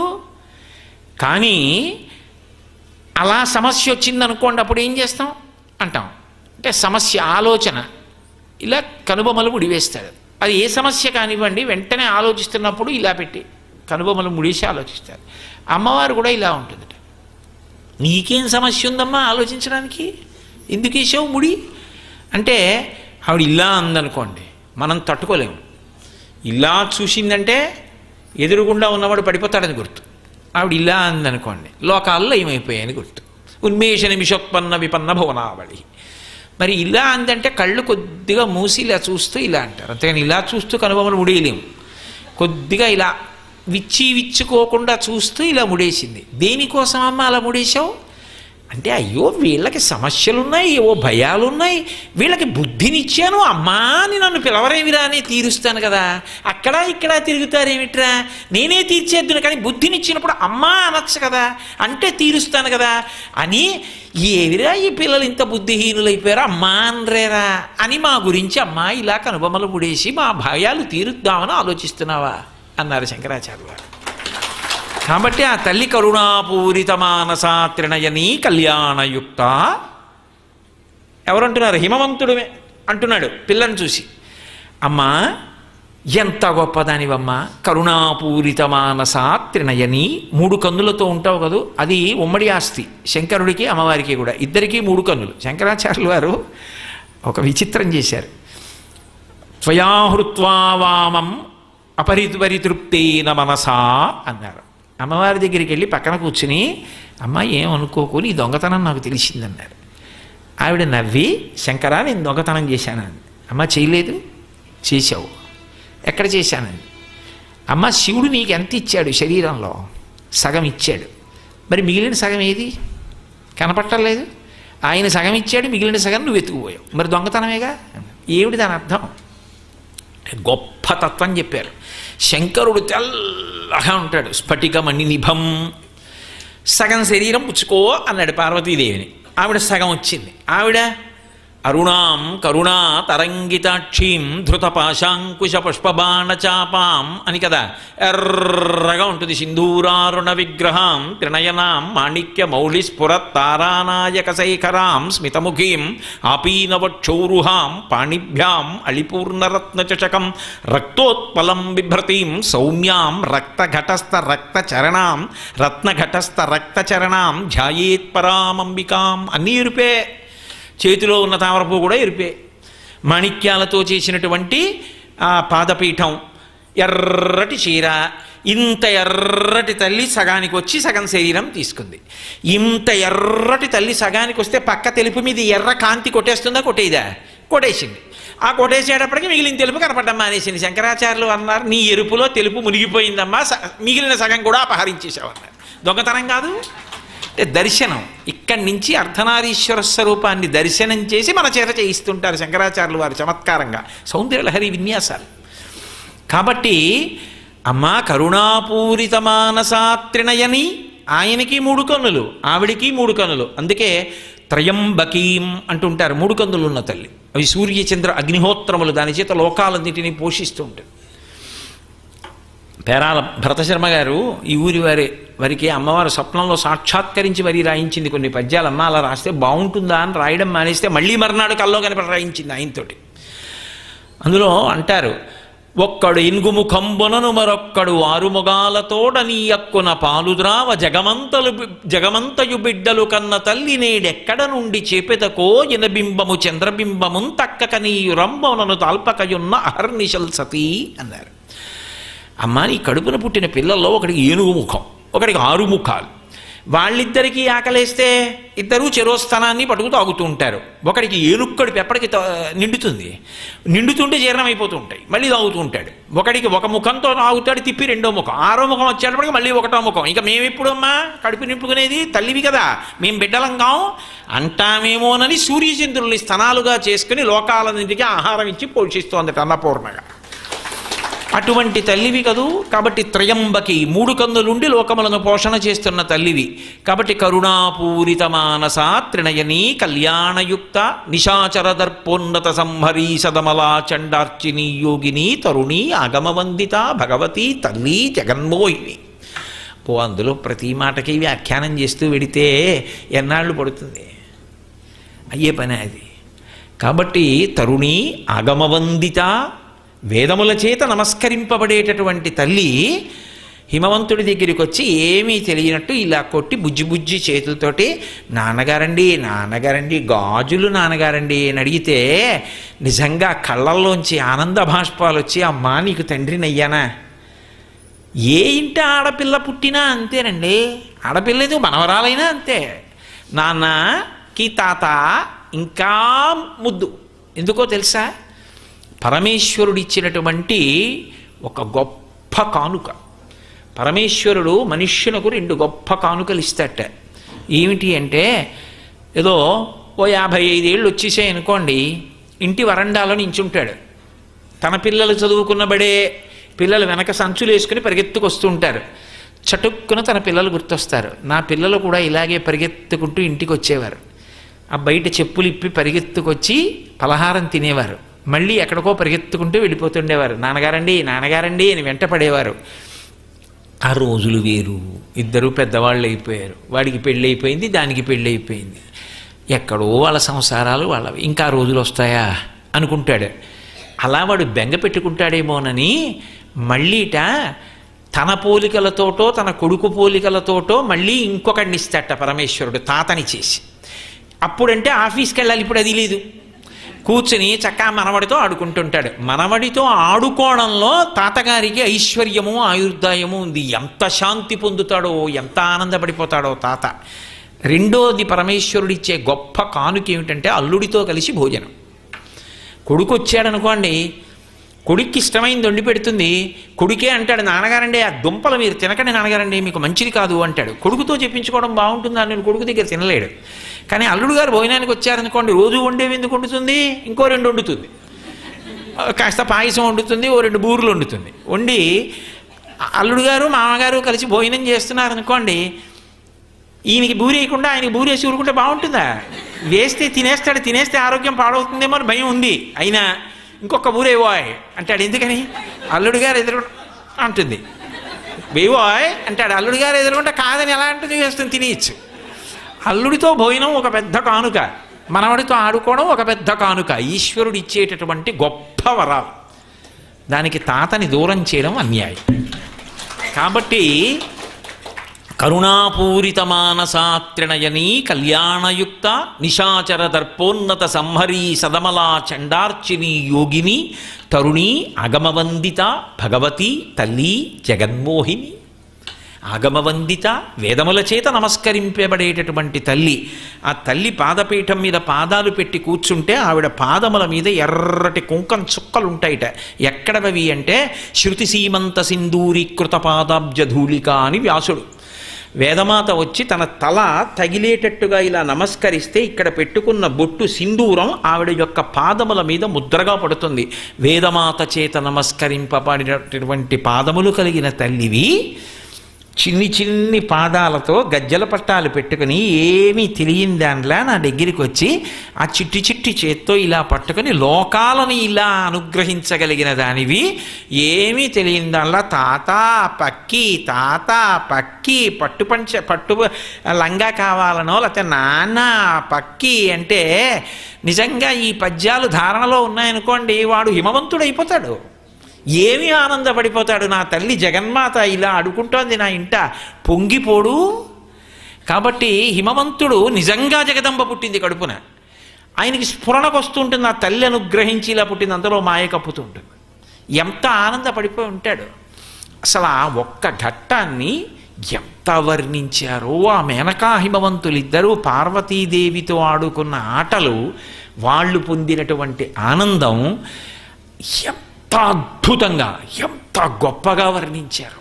అందుకని ఆవిడ దేవి క్రీడిస్తుంది, ఆనందింపజేస్తుంది, సంతోషపెడుతుంది ఆ తల్లి.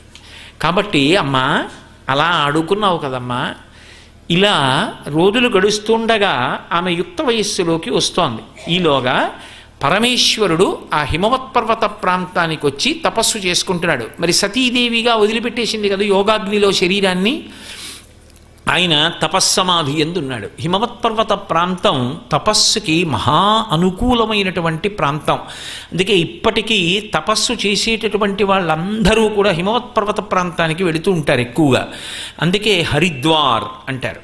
అక్కడి వరకు మానవ భూములు, మనుష్యులు నివసించేవి. ఇంకా అక్కడి నుంచి దేవతా భూములు. లేవని మీరు అనుకోకండి, లోకంలో ఉన్నాయి, మనం చూడలేదు కాబట్టి లేవనకూడదు. నేను మీతో మనవి చేశానే, శ్రీశైలం పబ్లిక్ రిలేషన్స్ ఆఫీసర్గా పనిచేశారు చక్రవర్తి గారని. వారు మల్లెల తీర్థమని ఇప్పటికీ శ్రీశైలంలో ఉంది. ఆ మల్లెల తీర్థానికి వెళ్ళడమే చాలా కష్టం. నిజంగా మల్లెలు బుట్టతో ఉంపేస్తే ఎలా పడతాయో అలా పడుతుంది పైనుంచి జలపాతం. అక్కడికి వెడుతున్నప్పుడు ఏ మాత్రం అపవిత్రంగా వెళ్ళినా పట్టేస్తాయి తేనెటీగలు. ప్రతి వారి దగ్గరికి వస్తాయి. మెట్లు దిగి వెడుతున్నప్పుడు జుమ్మని వస్తాయి. కొన్ని మెట్లు దిగేటప్పటికి వచ్చి చుట్టూ చేరి వాసన చూస్తాయి. తేడా ఉందా ఇక పైకి ఎక్కడ కుట్టి పడగొట్టేస్తాయి, తేడా లేదా వదిలిపెట్టేస్తాయి. మేము దాదాపు 200 పైచిలకు మంది అందరం స్నానాలు చేసి మల్లికార్జునుడి మీద భ్రమరాంబ మీద భారం వేసి ఒకప్పుడు మల్లెల తీర్థానికి వెళ్ళి అందరం మెట్లు దిగుతున్నాం. కిందకి దిగుతుంటే మాటలు శేషని చాలా బాగా భజన చేస్తాడు. ఆయన డప్పు కొట్టుకుంటూ నామం చెప్తూ దిగుతున్నాడు. కొంచెం దూరం దిగాం, వచ్చేసాయి తేనెటీగలు. మా గోపాలకృష్ణ గారి నాయకత్వంలో వెళ్ళిందే. వచ్చి అందరి దగ్గరికి వచ్చి వాసన చూసాయి, వెళ్ళిపోయి వీళ్ళ దగ్గరికి మాత్రం గుంపులు వచ్చేసాయి.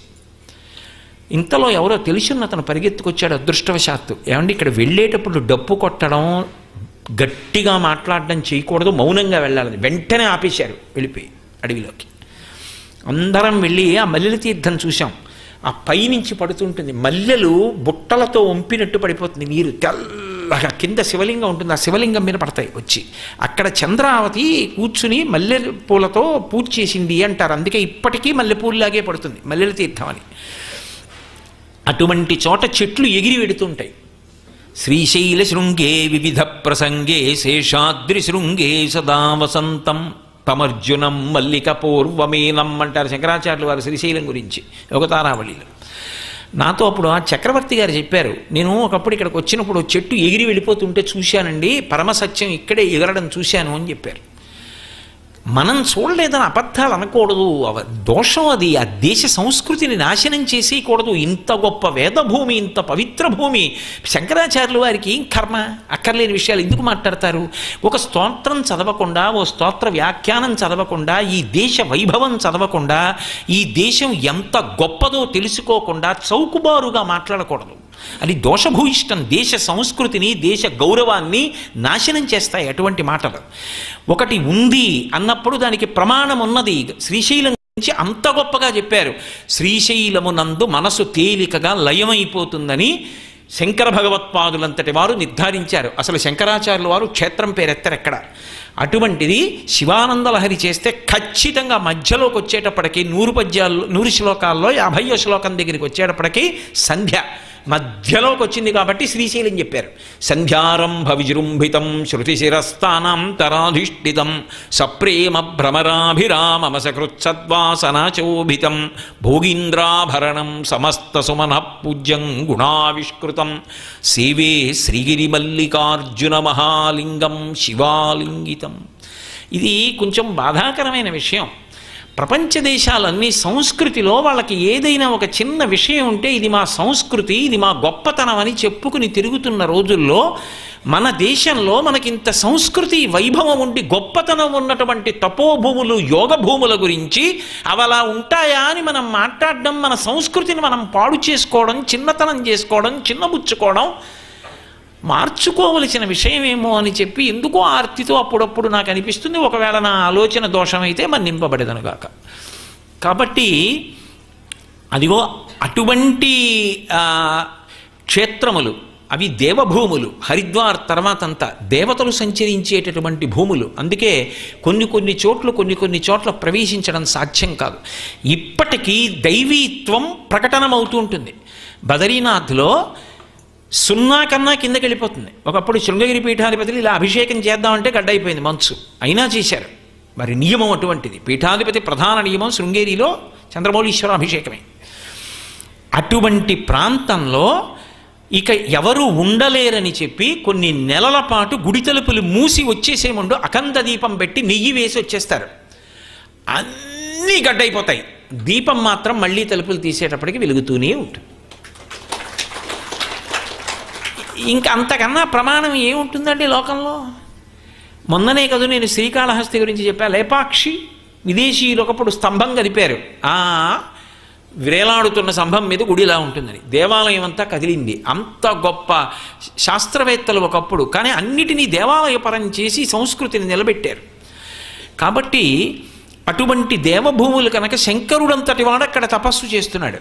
ఆయన వచ్చి తపస్సు చేసుకుంటున్నాడన్న విషయం హిమవంతుడికి తెలిసి ఆయన పరమ సంతోషాన్ని పొందాడు.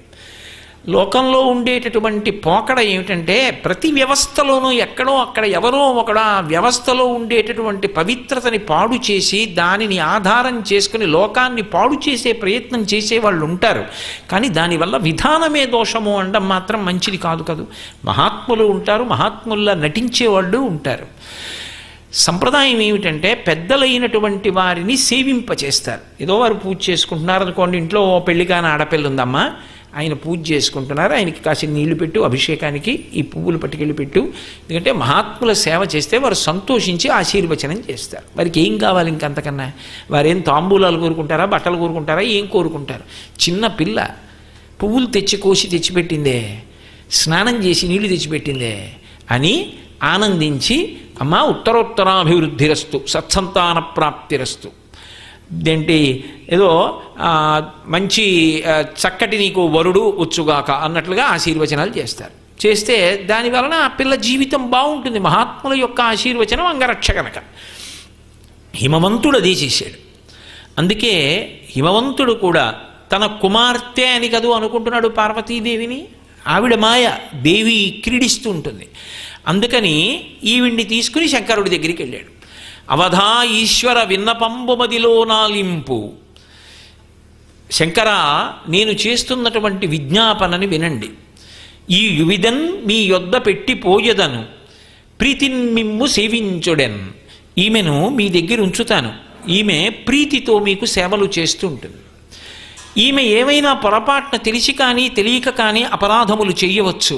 కానీ పెద్ద మనస్సుతో ఆ అపరాధములను మన్నించండి. తెలియని పిల్ల కదూ, చిన్నపిల్ల కదూ, ఆమె జీవితం బాగుండాలని మీకు కొద్దిగా సేవ చేసి పెడుతుందని ఇక్కడ విడిచిపెడుతున్నాను. మీరు తపస్సు చేసుకుంటున్నారు కదూ, ఆమె చెలికత్తెలతో కలిసి ఉంటుంది. వేళపట్టున పువ్వులు అందిస్తుంది, ఆ వేళపట్టును తీసుకొచ్చి నీళ్లు పెడుతుంది. కానీ చిన్నతనం కదూ, అందుకని ఒక్కొక్క రోజున సరిగా వేళపట్టును చేయకపోవచ్చు. కానీ కోపం పెట్టుకోకండి అని అవధా ఈశ్వర విన్నపంబు మదిలో నాలింపు. ఈ విదారత్నము పెట్టిపోయేదను మీ వద్దన్, సంప్రీతిని మీకు సేవించడం. ఈమె మిమ్మల్ని సేవిస్తుంది. ఒకవేళ ఏదైనా పొరపాటు వస్తే మాత్రం మన్నించండి అని చెప్పి ఆమెను అక్కడ ఉంచి హిమవంతుడు ఇంటికి వెళ్ళిపోయాడు. ఆ తల్లి శంకరుణ్ణి సేవిస్తోంది చెలికత్తెలతో కలిసి.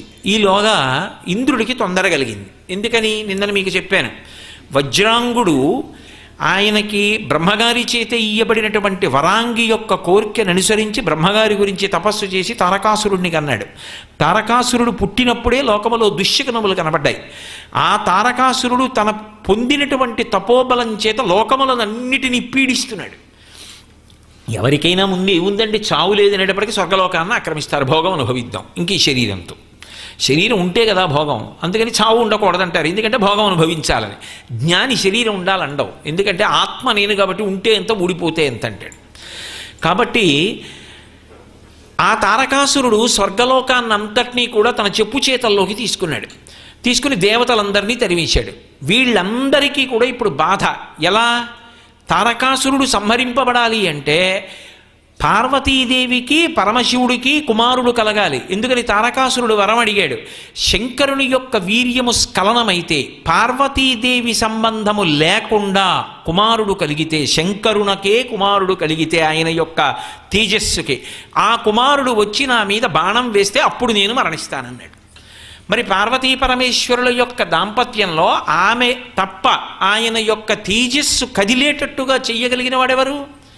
అందుకని ఈ తల్లిని వినియోగించి అవకాశం చూసుకుని పార్వతీ పరమేశ్వరులు ఇద్దరి మధ్య మోహం కలిగేటట్టు చెయ్యాలి. ఇద్దరు ఒండరులు ఒకరి పట్ల ఒకరు ఆకర్షితులు కావాలి. ఆకర్షితులైతే పరమశివుడు మళ్ళీ ఈవిడ్ని వివాహం చేసుకుంటాడు. కళ్యాణం అయితే వాళ్ళిద్దరి మధ్య ప్రేమ అంకురిస్తే, ఆయన తేజస్సు కదిలితే ఆయన అనుగ్రహం, అది పార్వతీదేవి యొక్క సంపర్కము చేతనా కాదా విడిచిపెట్టండి, ఆయన అనుగ్రహం కలుగుతుంది, కుమారుడు పుడతాడు. ఆ కుమారుడు దేవసేనకి ఆధ్యక్షం వహిస్తే తారకాసుర సంహారం అవుతుంది. కాబట్టి ఇప్పుడు వీళ్ళందరూ కూడా తొందరపడ్డారు. ఎలాగైనా సరే శంకరుడికి పార్వతీదేవి యందు అనురక్తి కలగాలి, ఆమెని కామంతో చూడాలి అని వాళ్ళ కోరిక. ఆయన తపస్సు ఎందున్నాడు. ఆమె ఏమీ తెలియని పిల్లల ఒక కన్య, తండ్రి అదుపులో ఉన్నటువంటి కన్య ఎంత పవిత్రమైనటువంటి జీవనం చెయ్యాలో అంత పవిత్రమైనటువంటి జీవనాన్ని ఆమె చేస్తూ ఏమీ తెలియని దానిలా ఆమె ప్రవర్తిస్తోంది. అందుకని ఆయన మన్మధుణ్ణి పిలిచాడు. పిలిచి పురహరునకు అద్రిజకును బరగన్ ప్రభవించునట్టి బలిజుడు ఈ తారకునిన్ పరమార్చుగాన అద్రికన్యకకు పురహరుని కూర్చి కీర్తి బడయుము మదన అన్నాడు. ఈ పురహరుడికి అంటే శంకరుడికి, అద్రిజ అంటే పర్వతరాజు యొక్క కుమార్తె పార్వతీదేవికి సంతానము కలిగితే తప్ప తారకాసుర సంహారం కాదు. అందుకని పరమశివుడు పార్వతీదేవి యందు అనురక్తుడయ్యేటట్టుగా నువ్వు ప్రయత్నం చెయ్యి. నువ్వు మన్మధుడివి కదా, నువ్వు బాణములు వేశావనుకో అవతల వారి యందు అనురక్తి కలుగుతుంది. కాబట్టి నువ్వు వెళ్ళి శంకరుడి మీద బాణాలు వేయి అన్నాడు.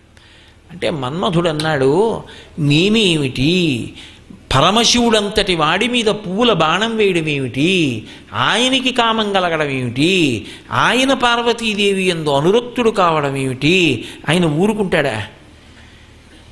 ఆయనే సామాన్యుడా? పుండరీకాక్షుని పుత్రుండనయ్యుండి ఇభచర్మధరుపైకి ఎట్లు పోదు, పోయిన అద్దేవు భూరి ప్రతాపాగ్ని మెరయంగనా తేజమెందు నిలచు.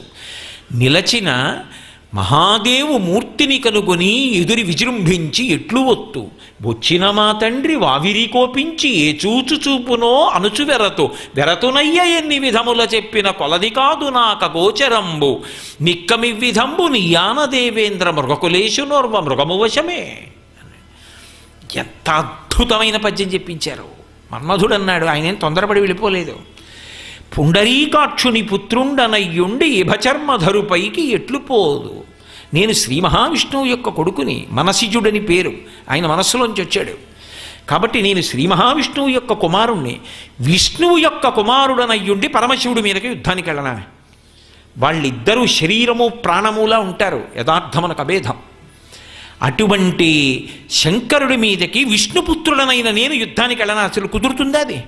పుండరీకాక్షుని పుత్రుండనయ్యుండి ఇభచర్మధరుపైకి ఎట్లు పోదు, పోయినా దేవు భూరి ప్రతాపాగ్ని మెరయంగా నా తేజమెందు నిలచు. ఆయనెక్కడా, నేనెక్కడా?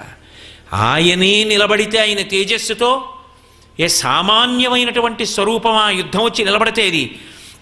ఓం నమో భగవతే సదాశివాయ సకలతత్వ విదూరాయ సకల లోకైకకర్త్రే సకల లోకైకహర్త్రే సకల లోకైక సంహర్త్రే సకల లోకైక సాక్షిణే సకల లోకైక గురవే సకల జగదభయంకరాయ శశాంక శేఖరాయ శాశ్వత నిజావాసాయ నిరావాసాయ నిరాభాసాయ నిరాతంకాయ నిష్కలంకాయ నిష్ప్రపంచాయ నిర్ద్వంద్వాయ నిస్సంగాయ నిర్మమాయ నిర్మలాయ నిర్గుణాయ నిరుపమ విభవాయ నిత్యశుద్ధ బుద్ధ పరిపూర్ణ సచ్చిదానందాద్వైత పరమ ప్రకాశాయ పరమతేజో ప్రకాశాయ అని ఆయనే కానీ ఉవ్వెత్తున లేచి నిలబడి ఆయుధములనన్నిటినీ పట్టుకుని వీరభద్రావతారంతో నిలబడ్డాడనుకోండి, మహాభైరవ కావభైరవ ప్రచండ భైరవుడు కింద నిలబడితే ఆయన ముందు నిలబడగలిగిన వాడు ఎవడుంటాడు? కాబట్టి ఆయనతో నేను యుద్ధం చేయనా? అది సాధ్యం అవుతుందా? ఇభచర్మధరుపైకి ఎట్లు పోదు, పోయిన అద్దేవు భూరి ప్రతాపాగ్ని మెరయంగ నా తేజమెందు నిలతు. నిలచిన ఆ మహాదేవు మూర్తిని కనుగొని ఎదిరి విజృంభించి ఎట్లు ఒత్తు. అసలు నిజంగా నేను ఆయన మూర్తి అలా పెరిగిపోయి నిలబడితే చూసి తట్టుకుంటానా? తట్టుకుని నిలబడ్డాననుకో ఇంక తిరిగి వస్తానా యుద్ధం చేస్తే? ఇక రావడం కల్లా తిరిగి రాను. ఆయన పాశుపతాస్త్రం ఉన్నవాడే, ఆయన బాణానికి నేను తట్టుకుంటానా? వెనక్కి రాను.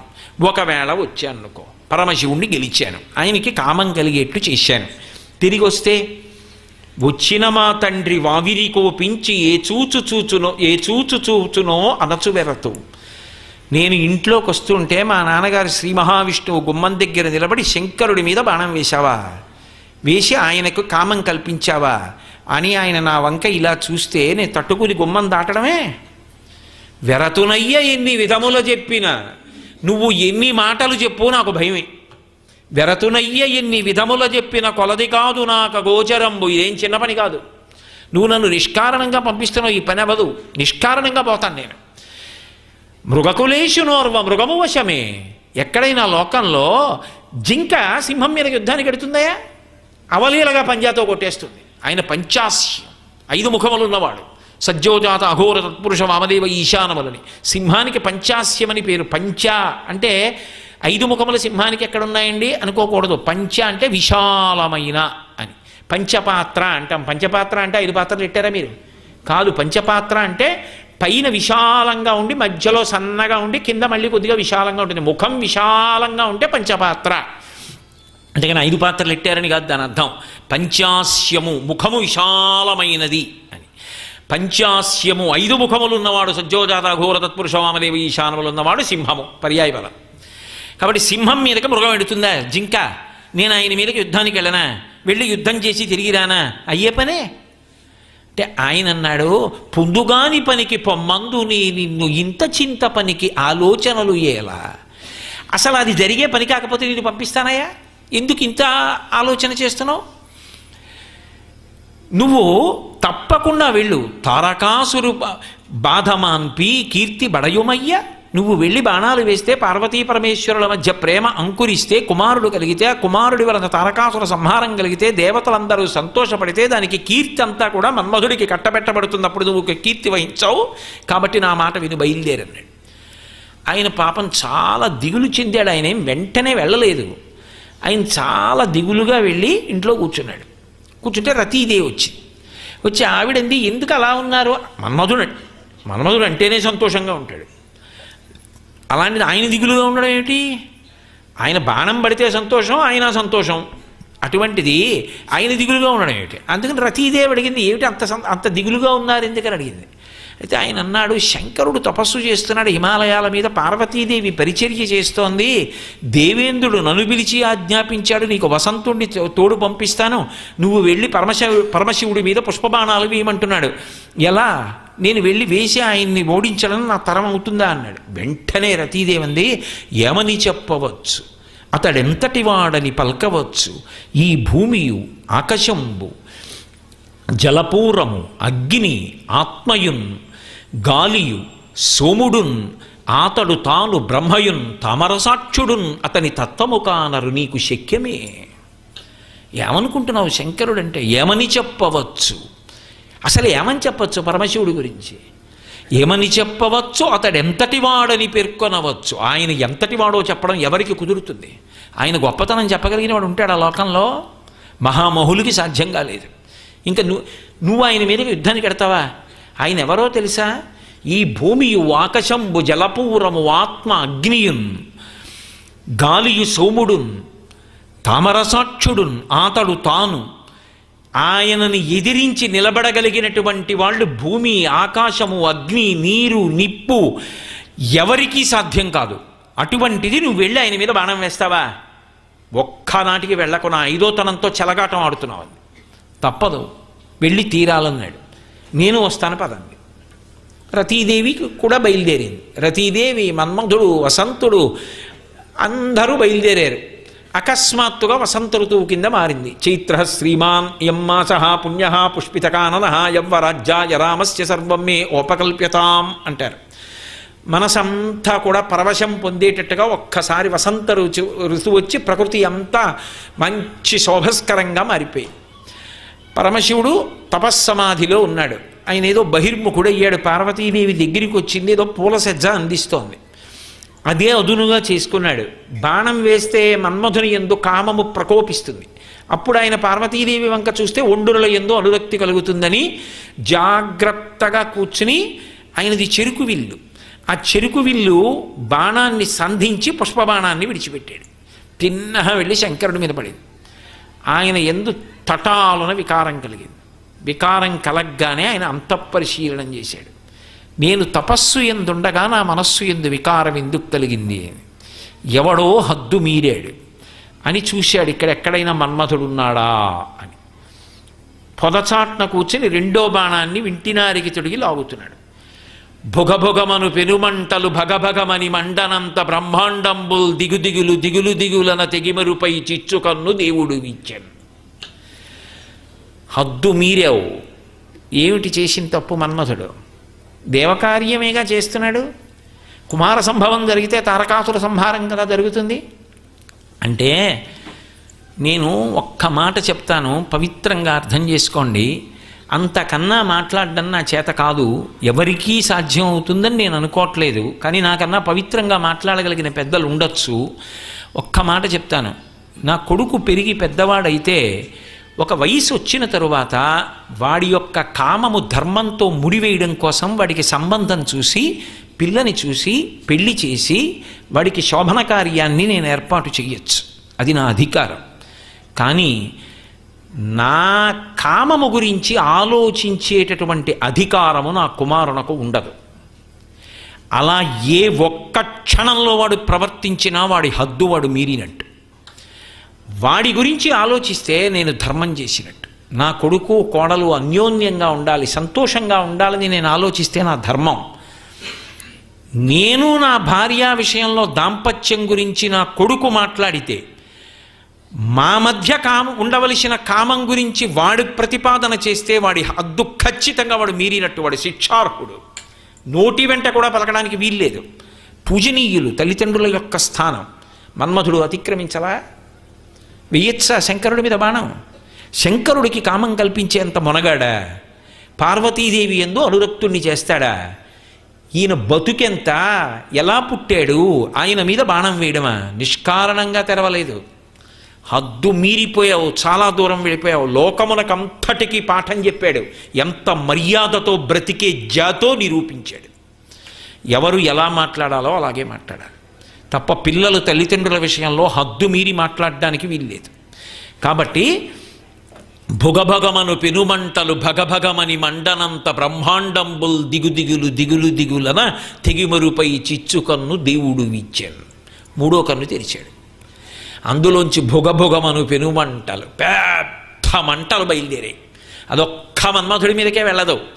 అది దిగుదిగులు దిగులు దిగులన బ్రహ్మాండములన్నీ దిగులు చెందిపోయి అంత పెద్ద ప్రళయాగ్ని లాంటి అగ్నిహోత్రం బయలుదేరి మన్మథుడి మించి వెళ్ళింది. బూది కుప్పై కింద పడిపోయాడు. ఎవరు దోషం చేశారో వాళ్ళ వరకే. అది అంత పెద్ద మంట లోకంలోకి వెళ్ళింది. అయ్య బాబోయ్ శంకరా అనుగ్రహించమని అడిగారు. బడబాగ్నిగా సముద్రంలో ప్రవేశపెట్టాడు. అది సముద్రంలోకి వెళ్ళిపోయింది. అగ్ని ఇప్పటికీ జీవజాతాన్ని తింటూ సముద్రంలో ఉంటుంది అని బడబాగ్ని అంటారు. అటువంటి అగ్నిహోత్రాన్ని సముద్రంలో పెట్టి లోకములను రక్షించాడు. నిగ్రహానుగ్రహ సమర్థుడు. కోపం అంటే అర్థం లేని కోపం ఉండదు ఆయనకి. ఎవరు దోషం చేశారో వాళ్ళ వరకే. మన్మథుడు బూది కుప్ప అయిపోయాడు. వసంతుడు పారిపోయాడు. అప్సరసలు మాయమైపోయారు. దేవతలు తప్పుకున్నారు. ఇంద్రుడు కన్ను తెరిచి కన్ను చూసేటప్పటిగా కళ్ళేడు. పార్వతీదేవి దూరంగా జరిగిపోయింది. శంకరుడు తపస్సులోకి వెళ్ళిపోయాడు. ఏడుస్తున్నది రతీదేవి ఒక్కతే. పాపం చెప్పింది వద్దని. ఆయన ఏం మనస్ఫూర్తిగా వెళ్ళలేదు, రాజశాసనమని వెళ్ళాడు. అందుకే ఎవరిని ఎలా వినియోగించుకోవాలో తెలియనటువంటి ప్రభువు కింద పనిచేయడం పరమ బాధాకరమైన విషయం. కాబట్టి ఎప్పుడైతే మన్మథుడు బూది కుప్పగా పడిపోయాడో రతీదేవి ఏడ్చింది. తల్లులు పుణ్యగేహినులు తండ్రులు పుణ్యజనంబులంచు నా ఉల్లమునందు నీ తలంతు ఓ సురగేహినులారా మీరు నా తల్లులు ధర్మపు నోముల దాన మీ అల్లుని తెచ్చి ఇచ్చి నన్మరల ఎదవచేయరే మీకు మృక్కెదన్. ఐదోతనం గురించి ఆడది అంత ప్రాకులాడుతుంది. ఇది ఈ మాట పురుషుడు అనడు. ఏ పురుషుడు కూడా తన చేతిలో నేను వెళ్ళిపోవాలండవు. కానీ ఒక్క స్త్రీ మాత్రం మాట అంటుంది, ఆయన చేతిలో వెళ్ళిపోవాలంటే అంటుంది. మీరు చూడండి, పెళ్ళికి ముందు నోచే నోములు వ్రతాలు అన్నీ ఎందుకంటే అనుకూలమైన భర్త కోసం, మనసెరిగి లాలించి ప్రేమగా చూసుకుంటే చాలు. ఎంత సుఖపెట్టాడు, ఎన్ని ఇళ్ళు కట్టాడు, ఎన్ని చలవరాతి మేడలు కట్టాడు, ఎన్ని వాహనాలు ఎక్కించాడు వాళ్ళు కోరుకోరు. ప్రేమగా చూస్తాడా, అదొక్కటి చాలు. పట్టాభిషేకం చేసినట్టు సంతోషపడిపోతారు. ప్రేమగా పలకరిస్తే, ప్రేమగా పెట్టింది తింటే, ప్రేమతో పక్కన కూర్చుంటే, అనునయంతో మాట్లాడితే మా జీవితం సార్థక్యం అనుకుంటారు. ఇక రెండో కోరిక, ఆయన నా మెడలో తాళి కట్టింది ధర్మప్రజాపత్యర్థం, ఆయనకొక్క కొడుకుని కూతుర్ని కనివ్వాలి, పరమ సంతోషం పడిపోతారు. నోము వ్రతం చేస్తే పెళ్ళయ్యాక ఆయన కోసం, పిల్లల కోసం, పుట్టింటి కోసం, తన కోసం ఏమీ లేదు. వాళ్ళ సంతోషమే తన సంతోషం. తర్వాత ఓ 60 ఏళ్ళో 70 ఏళ్ళో వచ్చేసాయి అనుకోండి, ఏమమ్మా ఏం కావాలి అన్నారనుకోండి, నమస్కారం పెట్టినప్పుడు ఎవరైనా అడిగేది ఏమిటో తెలుసా? అయ్యా ఈ పసుపు కుంకాలతో ఆయన చేతిలో వెళ్ళిపోయేటట్టుగా నన్ను ఆశీర్వదించండి అంటారు. నేను ఎన్నో సందర్భాల్లో విని ఆశ్చర్యచకితుడిని అవుతుంటాను. ఏమి జాతిరా ఈ జాతి, ఏమి వైభవం రా అని. ఆయన చేతిలో వెళ్ళిపోవాలి, ఆయన ఒళ్ళో తలపెట్టుకుని వెళ్ళిపోవాలి. ఇంకొకలా నేను ఉండకూడదు అని కోరుకుంటారు. రతీదేవి ఇదే మాట ప్రతిపాదన చేసింది, ఈ జాతి గౌరవాన్ని. తల్లులు పుణ్యగేహినులు, ఆ దేవతల భార్యలు నా తల్లులు, తండ్రులు పుణ్యజనంబులంచు నా ఉల్లమునందునే తలంతు. పుణ్యజనులందరూ నా తండ్రులు, పుణ్యజనుల భార్యలు నా తల్లులు అని నమ్ముతాను. ఓ సురగేహినులారా, ఓ దేవతల భార్యలలారా, ధర్మపు నోముల దాన మీకు కూతురను. అమ్మా అంటున్నాను కదా, మీకు కూతుర్ని. ధార్మికంగా ఎన్ని నోములు నోచాను, మీ అల్లుని తెచ్చి ఇచ్చి నన్మరల 5వ చేయరే మీకు మ్రొక్కెదన్, మీకు నమస్కారం చేస్తాను, మీ అల్లుణ్ణి తెచ్చి ఇచ్చి నన్ను ఐదోతనంతో మళ్ళీ నిలబెట్టరా? ఆ ఐదోతనం లేకుండా బ్రతకలేను. కాళీయమర్దన ఘట్టంలో కృష్ణ భగవానుడితో కాళీయుని భార్యలు ఒక మాట అంటారు, మిమ్ము పెండ్లి ఏదో చిన్ననాటి పెండ్లి కాదు అంటారు. మాకు మళ్ళీ భర్తల్నిచ్చి మళ్ళీ పెళ్లి చేసినట్టే, మా భర్తల్ని బ్రతికించవయ్యా, తాండవం ఆపవయ్యా, చచ్చిపోతాడయ్యా కాళీయుడు. కాబట్టి మళ్ళీ మాకు చిన్ననాటి పెండ్లి కాదు, నీవు చేయు పెండ్లి నిత్యంబు భద్రంబు. చిన్నప్పుడు మా నాన్నగారు చేశారు పెళ్ళి, ఇదిగో నువ్వు తాండవం చేస్తున్నావు, పోతాడు. నువ్విప్పుడు వదిలిపెట్టేస్తే నిత్యము భద్రము మా ఐదోతనం మిగులుతుంది, మిగల్చవా అని అడిగారు. అలా అడిగింది. నన్మరల 5వ చేయరే మీకు మొక్కెదన్. ఏదో పరమశివుడు ప్రశాంతంగా కూర్చుని పాపం రతీదేవి ఏడుస్తుంటే దూరంగా మిణుకుమంటూ ఎవరో నిలబడి పాపం బాధపడుతున్నారు. రారే ఏడుపుమాన్పరే మధురిపున్ రప్పింపరే కావరే పోరే సిరికి నా పుణ్యంబు వినిపింపరే నా కుయ్యెరిగింపరే తేరే మంగళసూత్రబంధనము మీకెంతేని పుణ్యంబగున్ తేరే దేవర వేడినా పెనిమిటిన్ దీర్ఘాయుషోపేతుగా ఈరే మంగళసూత్రబంధనము మీకెంతేని పుణ్యంబగున్. రతీదేవి అంత బాధపడింది. అందుకే పార్వతీ కళ్యాణ ఘట్టానికి ఉన్న గొప్పతనం ఏమిటో తెలుసా? అటువంటి స్థితిని పొందిన ఆవిడ్ని ఐదోతనం ఇచ్చి కాపాడింది ఆ తల్లి. అందుకే పార్వతీ కళ్యాణం విన్నంత మాత్రం చేత అనుగ్రహిస్తుంది. ఆ రతీదేవి అడిగింది, ఆవిడంది, రారే ఏడుపు మాన్పరే. అయ్యో అందరూ పారిపోయారు, కనీసం నా ఏడుపు మాన్పించేవాళ్ళు లేరు. ఏడుపు మాన్పరే మధురిపున్ రప్పింపరే. మా మామగారు మహానుభావుడు శ్రీ మహావిష్ణువు, వెళ్ళి చెప్పి ఆయన్ని తీసుకురారా, ఆయన మాట వింటాడు శివుడు. మధురిపున్ రప్పింపరే పోరే సిరికినా పుణ్యంబు వినిపింపరే. ఐదోతనం ఉన్న వాళ్ళని చూడగానే లక్ష్మీదేవి అంటారు. నా అత్తగారు లక్ష్మీదేవి, నేను ఇలా అయిపోయాను. నా పుణ్యం మా అత్తగారికి చెప్పరా, ఇలా అయిపోయింది మీ కోడలని. సిరికినా పుణ్యంబు వినిపింపరే ఈరే దేవర వేడినా పెనిమిటిం దీర్ఘాయుషోపేతుగా. అదిగో ఆ శంకరుణ్ణి వేడి మళ్ళీ ఆయన ప్రసన్నుడయ్యేటట్టుగా చేసి ఆ బూది కుప్పలోంచి మళ్ళీ నా భర్త బ్రతికేటట్టుగా చేసి దీర్ఘాయుష్మంతుడిగా నా భర్తను నాకు ఇవ్వరా? దీర్ఘాయుషోపేతుగా ఈరే మంగళసూత్ర బంధనము మీకెంతేని పుణ్యం బగున్. ఆ మంగళసూత్ర బంధనం ఎప్పటికీ నా మెడలో ఉండిపోయేటట్టుగా ఆవిడ సర్వమంగళ దేవత. ఈ పద్యాలకి ఎంతో శక్తి ఉంది తెలుసా అండి. ఇవి వినడం, ఆ రతీదేవికి సౌభాగ్యం అనుగ్రహింపబడడం అంత చిన్న విషయం కాదు. అది ఎంతంత గండాన్ని తప్పిస్తుంది. అందుకే పార్వతీ కళ్యాణ ఘట్టం అంత గొప్పదైంది. ఈరే మంగళసూత్ర బంధనము మీకెంతేని పుణ్యం బగున్. మీకు పుణ్యం ఉంటుంది నా మంగళసూత్ర బంధనం నిలబెట్టరా అని అడిగింది. అడిగితే ఆయన మహాదేవుడు అలాగే తపస్సులో ఉన్నాడు. ఎవరు వస్తారు? ఆయన కోపానికి ఎదురు నిలబడి అడిగగలిగిన మొనగాడు ఎవరుంటాడు? ఎవరు రాలేదు. కానీ జగన్మాత వింది. తరుణి అగమవందిత భగవతి తల్లి జగన్మోహిని. ఆమె అప్పటికి కన్యలా నటిస్తోంది. కానీ ఆమెకి తెలుసు కదా. ఆమె ఆలోచించింది, అయ్యో పిచ్చి తల్లి ఎంత ఏడుస్తోంది. ఏదో లోకాల్ని రక్షించాలని ప్రయత్నించాడు, తారకాసుర సంహారం చేద్దామని వద్దని అన్నాడు. కానీ రాజాజ్ఞకి లొంగిపోయాడు, పడిపోయాడు. ఇప్పుడు లోకములకన్నిటికీ ఒక పెద్ద ఉపద్రవం వచ్చేసింది. ఏమిటి ఉపద్రవం? మన్మధుడు లేడు. మన్మధుడు లేడు కాబట్టి మన్మథ బాణములు వేసేవాడు లేడు. మన్మథ బాణములు పడవు కాబట్టి ఎవ్వరి యందు కూడా మనసులలో ఉత్సాహం లేదు. మనసులలో ఉత్సాహం లేదు కాబట్టి కామం లేదు. కామం లేదు కాబట్టి స్త్రీ పురుషుల మధ్య ఆకర్షణ లేదు. ఆకర్షణ లేదు కాబట్టి సంయోగం లేదు. సంయోగం లేదు కాబట్టి సృష్టి లేదు. సృష్టి లేదు కాబట్టి శరీరాలు లేవు. శరీరాలు లేవు కాబట్టి జీవులకు పాపపుణ్యాలు పోగొట్టుకోవడానికి శరీరాలు లేవు. చక్రం ఆగిపోయింది, జనమరణ చక్రం. మరి ఈ జీవులందరూ అలా ఉండిపోయారు. ఎలా? శరీరాలు. అటు లోకానికి ఉపకారం చేయాలి, ఇటు ఆవిడికి ఉపకారం చేయాలి. రేపు పొద్దున్న అంటే నేను కాల్చేవాణ్ణి నువ్వు బ్రతికించేదానివా అంటే మహాపతివ్రత. అందుకు ఆవిడేం చేసిందంటేట, రతీదేవి దగ్గరికి వచ్చి ఊరడించి నీకు కనపడతాడు దీర్ఘాయుష్మంతుడిగా, కాబట్టి బెంగ పెట్టుకోకు. నీ భర్తని బ్రతికిస్తున్నాను కానీ రూపం ఉండదు. అనంగుడై శరీరము లేనివాడై ఉంటాడు, నీకు మాత్రం కనపడుతూ ఉంటాడు, అదే కార్యం నిర్వహిస్తాడు అని మన్మధుడితో అంది. పిచ్చివాడా, నువ్వు చెరుకు విల్లు పుష్పబాణాలు పట్టుకుంటే శంకరుడు లొంగుతాడా? నేను పట్టుకుంటానని ఆ ధనస్సు ఆ బాణములే ఆవిడ తీసుకుని కామాక్షి పరదేవత లలితా త్రిపుర సుందరిగా కూర్చుంది.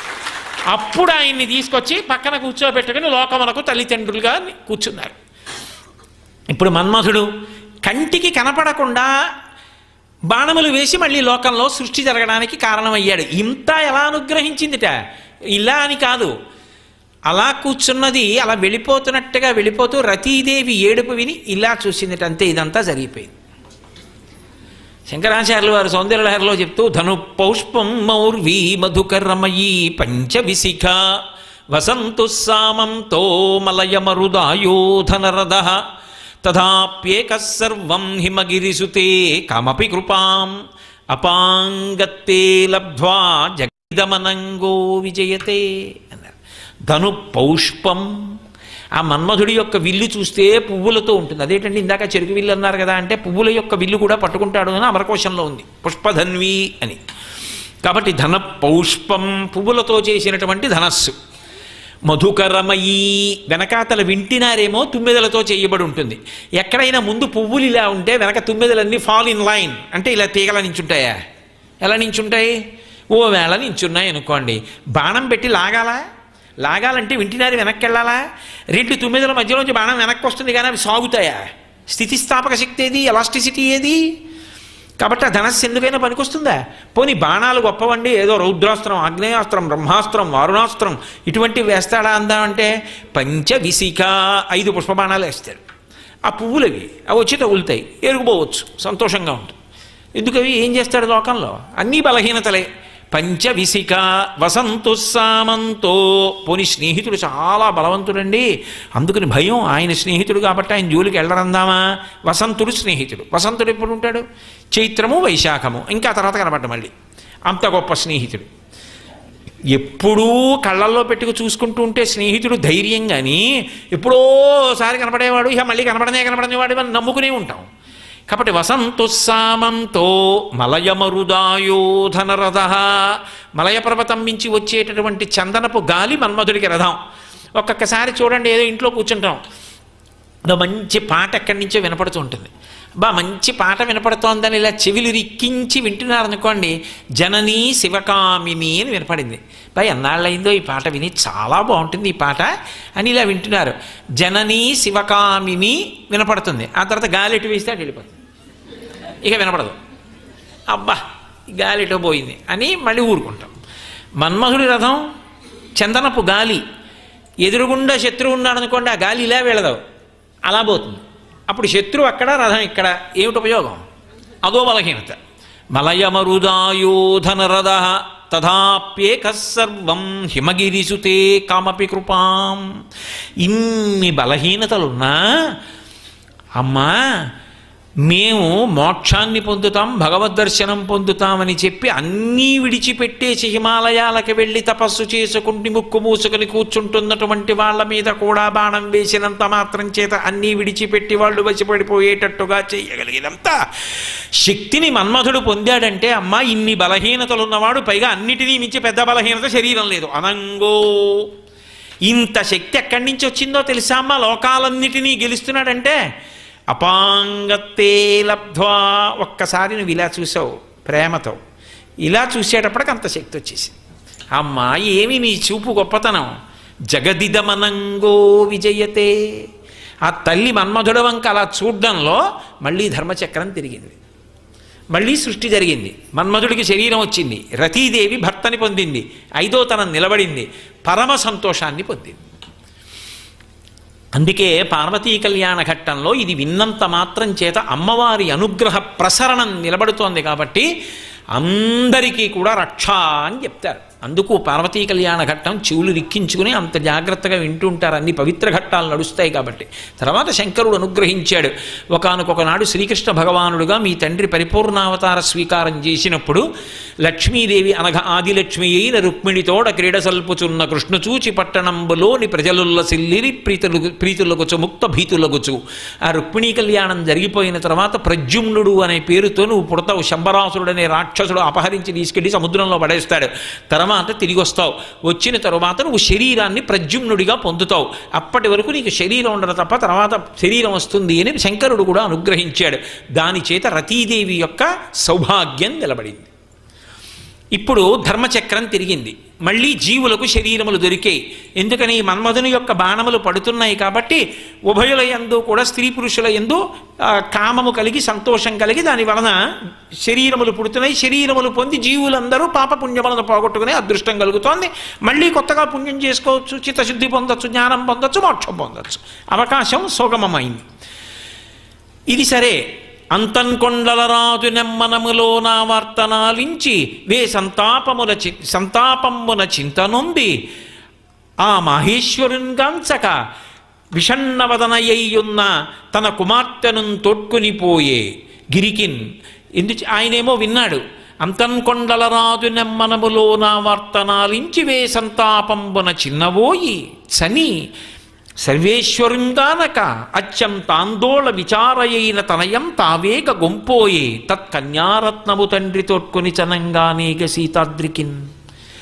ఆయనకి ఎవరో చెప్పారు వెళ్ళి చారులు, మన్మధుడు బాణం వేశాట, శంకరుడికి కోపం వచ్చిందట, మూడో కన్ను తెరిచాట, లోకాలన్నీ భయపడిపోతే అగ్నిని బడబాగ్నిగా సముద్రంలో ప్రవేశపెట్టాట, మన్మధుడు దగ్ధమైపోయాట, నీ కూతురు భయపడి దూరంగా జరిగిపోయింది, శంకరుడు తపోభంగం అయిపోయిందని చెప్పి దండక మండలాలతో వెళ్ళిపోయాట ఎక్కడికో. ఇప్పుడు లేడు హిమోత్పర్వతంలో, మళ్ళీ ఏదో ఉత్తమ భూముల్లోకి వెళ్ళిపోయాడు ఆయన. నీ కుమార్తె బెంగ పెట్టుకుని ఉండిపోయింది. అయ్యో ఇదేమిటా, నేనేదో సేవ చేయడానికి వస్తే ఇలా జరిగిందని ఆవిడ బెదిరిపోయింది. అంటే అంతన్కొండల రాజు నెమ్మనములో నా వార్తనాలించి వే సంతాపమ్మున చిందపోయి చని సర్వేశ్వరుంగానకత్యంత ఆందోళ విచారయైన తనయం తావేగ గొంపోయే. కుమార్తెని మళ్ళీ ఇంటికి తీసుకెళ్ళిపోయాడు. ఆ కన్యారత్నము తండ్రి తోడ్కొని చనంగానేగ సీతాద్రికిన్.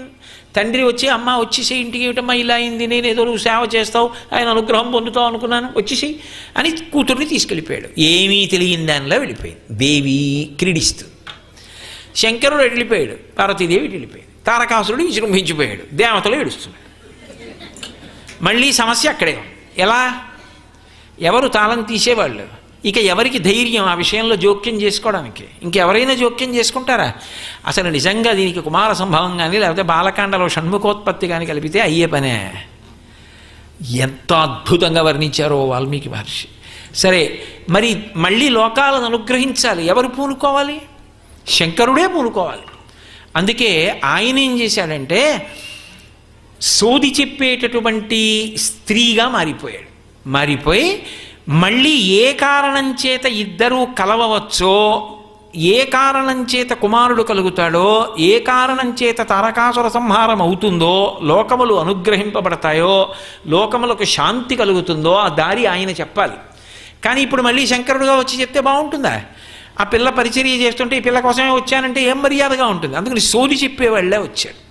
ఆ సోది చెప్పడానికి వచ్చినప్పుడు కాకోధరాదీశ కంకణములు దాచి శంఖ కంకణములు చాలా తొడిగి సామజదనుజేంద్ర చర్మాంబరము దాచి కమనీయ కనకాంబరమును కట్టి గంగానిశానాథ కలిత జూటము దాటి కురువెంట్రుకలు కల కుప్పు కట్టి పావకరాజిత ఫలభాగము దాచి తిలకంబుతో పాలమమర చేసి చేత త్రిశూలంబు దాచి పూల సెజ్జయమర వామభాగమునందు స్త్రీ కల స్వామి వెలది ఎనుచు ఎగుదించే. ఆయన ఏమీ తెలియనటువంటి వాళ్ళ అప్పటి వరకు అర్ధనారీశ్వర స్వరూపంగా పక్కన ఉమాదేవితో కూడి ఉండేటటువంటి శంకరుడు, పార్వతీదేవితో ఉండేటటువంటి శంకరుడు కాకోధరాదీశ కంకణంబులు దాచి శంఖ కంకణములు చాలా తొడిగి, సోది చెప్పేవాళ్ళు ఎలా వేసుకుంటారో అలా ఆయన శంకరుడు అందరిలా కంకణాలు పెట్టుకోడు. ఆయన కాకోధరాదీశ కంకణంబులు అవేమి పిల్లపాములు బృదపాములు కాదు. కాకోధరాదీశ ఆదిశేషుడు, వాసుకి మొదలైన వాళ్ళు ఆయన చేతికి కంకణాలుగా ఉంటారు. వాళ్ళు కోరుకున్నారు, అయ్యా మీ చేతికి కంకణాలుగా ఉంటాం, మీ మెడలో ఆభరణంగా ఉంటాం, మమ్మల్ని స్వీకరించండి అని. ఆయన లోకములకు తండ్రి, సమస్త జగత్తులకు అధినాథుడు, విశ్వనాథుడు. ఆయనకి ఏదో మెడలో అది ఉండాలి ఇది ఉండాలని కోరిక ఆయనకి ఎందుకుంటుంది? లోకాన్ని అనుగ్రహించడం ఆయన లక్షణం. అందుకే అంతంత పెద్ద పావుల్ని తీసి మెడలో హారాలుగా వేసుకున్నాడు, వాటి సంతానాన్ని తీసి చేతులకి ఆభరణాలుగా పెట్టుకున్నాడు. అవి ఉంటే తెలిసిపోతుంది శంకరుడని. అందుకని కాకోధరాదీశ కంకణములు మాని శంఖ కంకణములు చాలా తొడిగి, సముద్రపుడున్న శంఖాలు దొరుకుతాయి, ఆ శంఖాలన్నీ దండల కింద గుచ్చి చేతులకి కంకణాల కింద పెట్టుకుంటారు సూర్య చెప్పేవాళ్ళు. శంఖ కంకణములు చాలా తొడిగి సామజదనుజేంద్ర చర్మాంబరము దాచి కమనీయ కనకాంబరమును కట్టి, ఆయన ఏనుగు చర్మం కట్టుకుంటాడు, అది కూడా ఎప్పుడు నెత్తురోడుతూ ఉంటుంది, మాంసం వేలాడుతూ. అది ఏం చేతకాక కట్టుకోడు ఆయన. ఒకానొకప్పుడు ఆయన కాశీపట్టణంలో కూర్చొని ఉండగా గజాసురుడని ఒక రాక్షసుడు బయలుదేరి కాశీపట్టణాన్ని అంతటినీ అతలాకుతలం చేస్తున్నాడు. ఆయన మంచి తపస్సమాధిలో ఉన్నాడు శంకరుడు.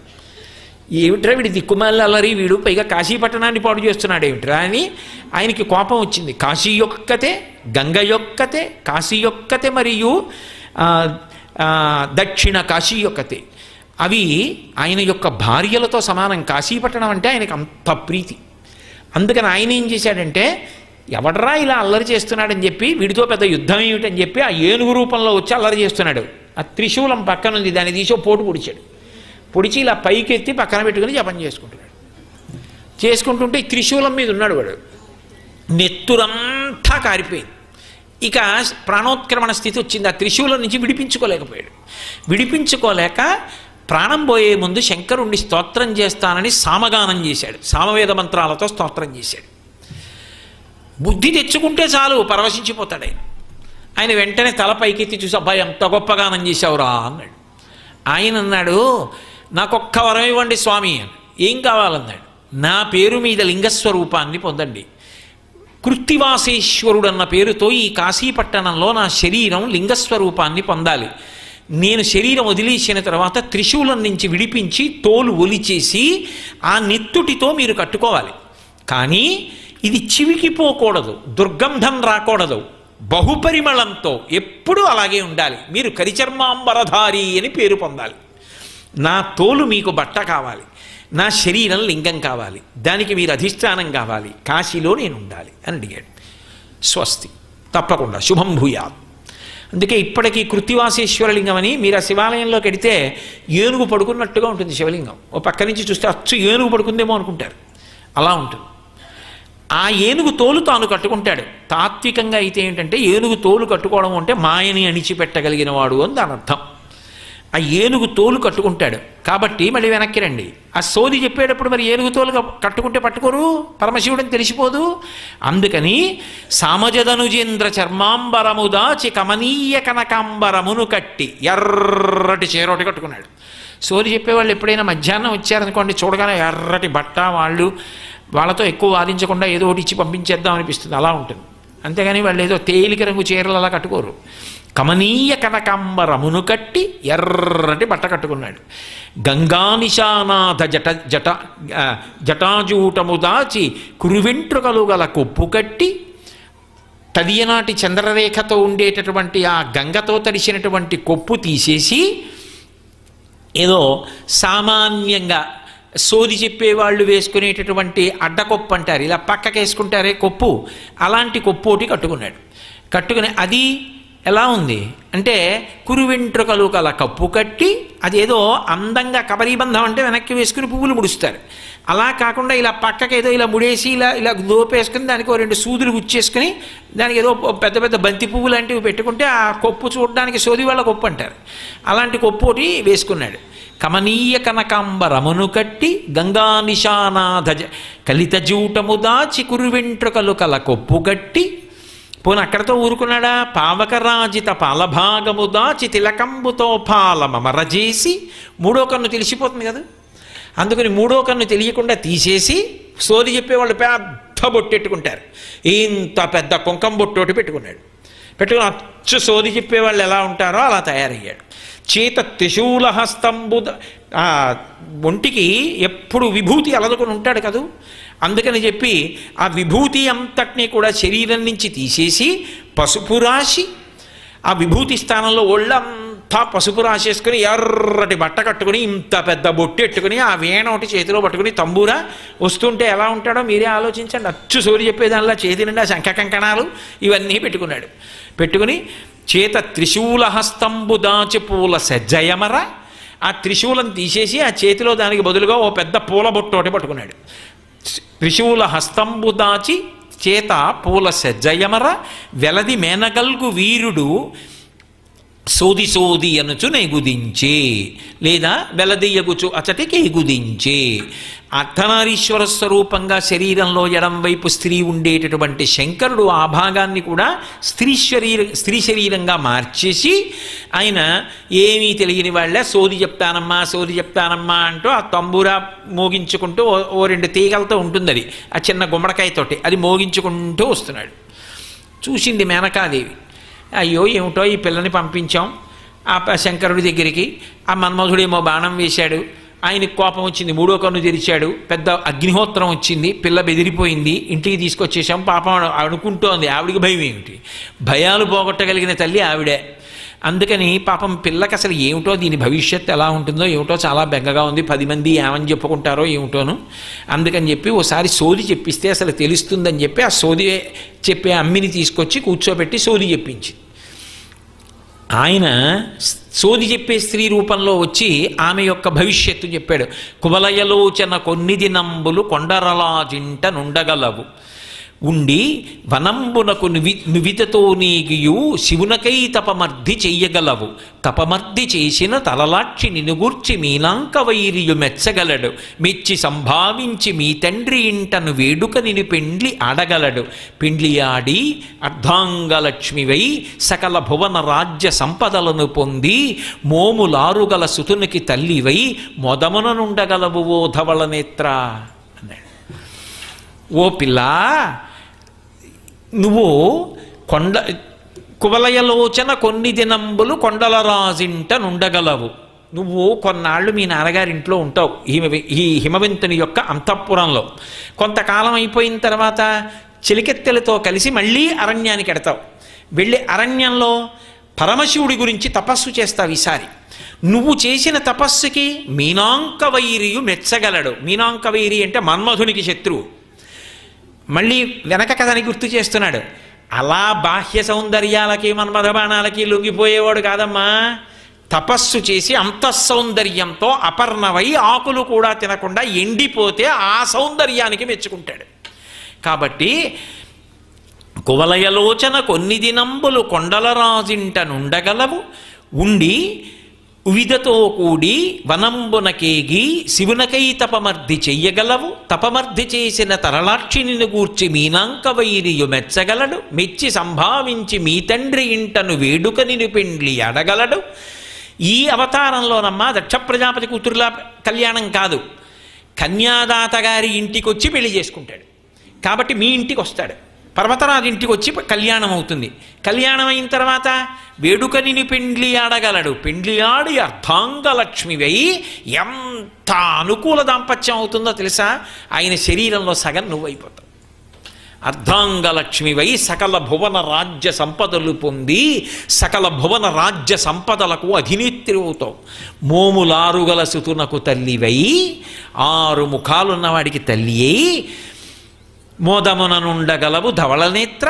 చాలా సంతోషంగా ఉంటావమ్మా, బెంగపెట్టుకోకు అన్నాడు. మేనకాదేవి ఉపశాంతి పొందింది, హిమవంతుడు ఉపశాంతి పొందాడు, పార్వతీదేవి ఉపశాంతి పొందింది. అమ్మయ్య మన పిల్లకి చాలా సంతోషం ఉందిట, ఏమీ బెంగపెట్టుకోవలసిన అవసరం లేదు అని అందరూ కూడా ఎంతో సంతోషాన్ని ఆనందాన్ని పొందారు.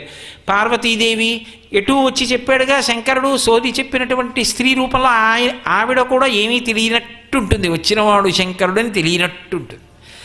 శంకరుడు తాను సోది చెప్పేది కాదని తెలియనట్టు, తాను సోది చెప్పినదే అయినట్టు అంత సహజంగా ఆయన చెప్తాడు. ఆయన వెళ్ళిపోయాడు, ఆవిడ లోపలికి వెళ్ళిపోయింది. కొంతకాలం అయిపోయింది. ఒకనాడు అకస్మాత్తుగా మేనకా హిమవంతుల దగ్గరికి వెళ్ళింది. అమ్మా అమ్మా నేను తపస్సు చేసుకోవడానికి వెళ్ళిపోతానమ్మా అంది. ఉమా అంది తల్లి. వద్దమ్మా అంది. చూడండి, పిల్లని ఎంతో ప్రేమగా మంచి ర్యాంక్ వచ్చింది కదా అని చెప్పి ఇంజనీరింగ్ చదివిస్తే అమ్మా అమ్మా నేను ఎంఎస్ చదువుతానమ్మా అంటే వద్దమ్మా అంటుంది తల్లి వెంటనే. అయ్య బాబోయ్ అమెరికా వెళ్ళిపోతావా? వద్దమ్మా, నీకు పెళ్లి చేసేస్తామే, హాయిగా సంతోషంగా కళ్ళ ముందు ఉండవే, ఎందుకే కావాలంటే ఇక్కడ ఎంటెక్ చదువుకో, నీ ఇష్టం, నాన్నగారికి చెప్పి ఎక్కడైనా చదువుకో, హాస్టల్లో పెడతాను కానీ వద్దమ్మా అమెరికా అంటుంది. చూడండి, ఏమో ఈ రోజుల్లో మరి వెళ్ళమ్మా అంటున్నారేమో నాకు తెలియదు.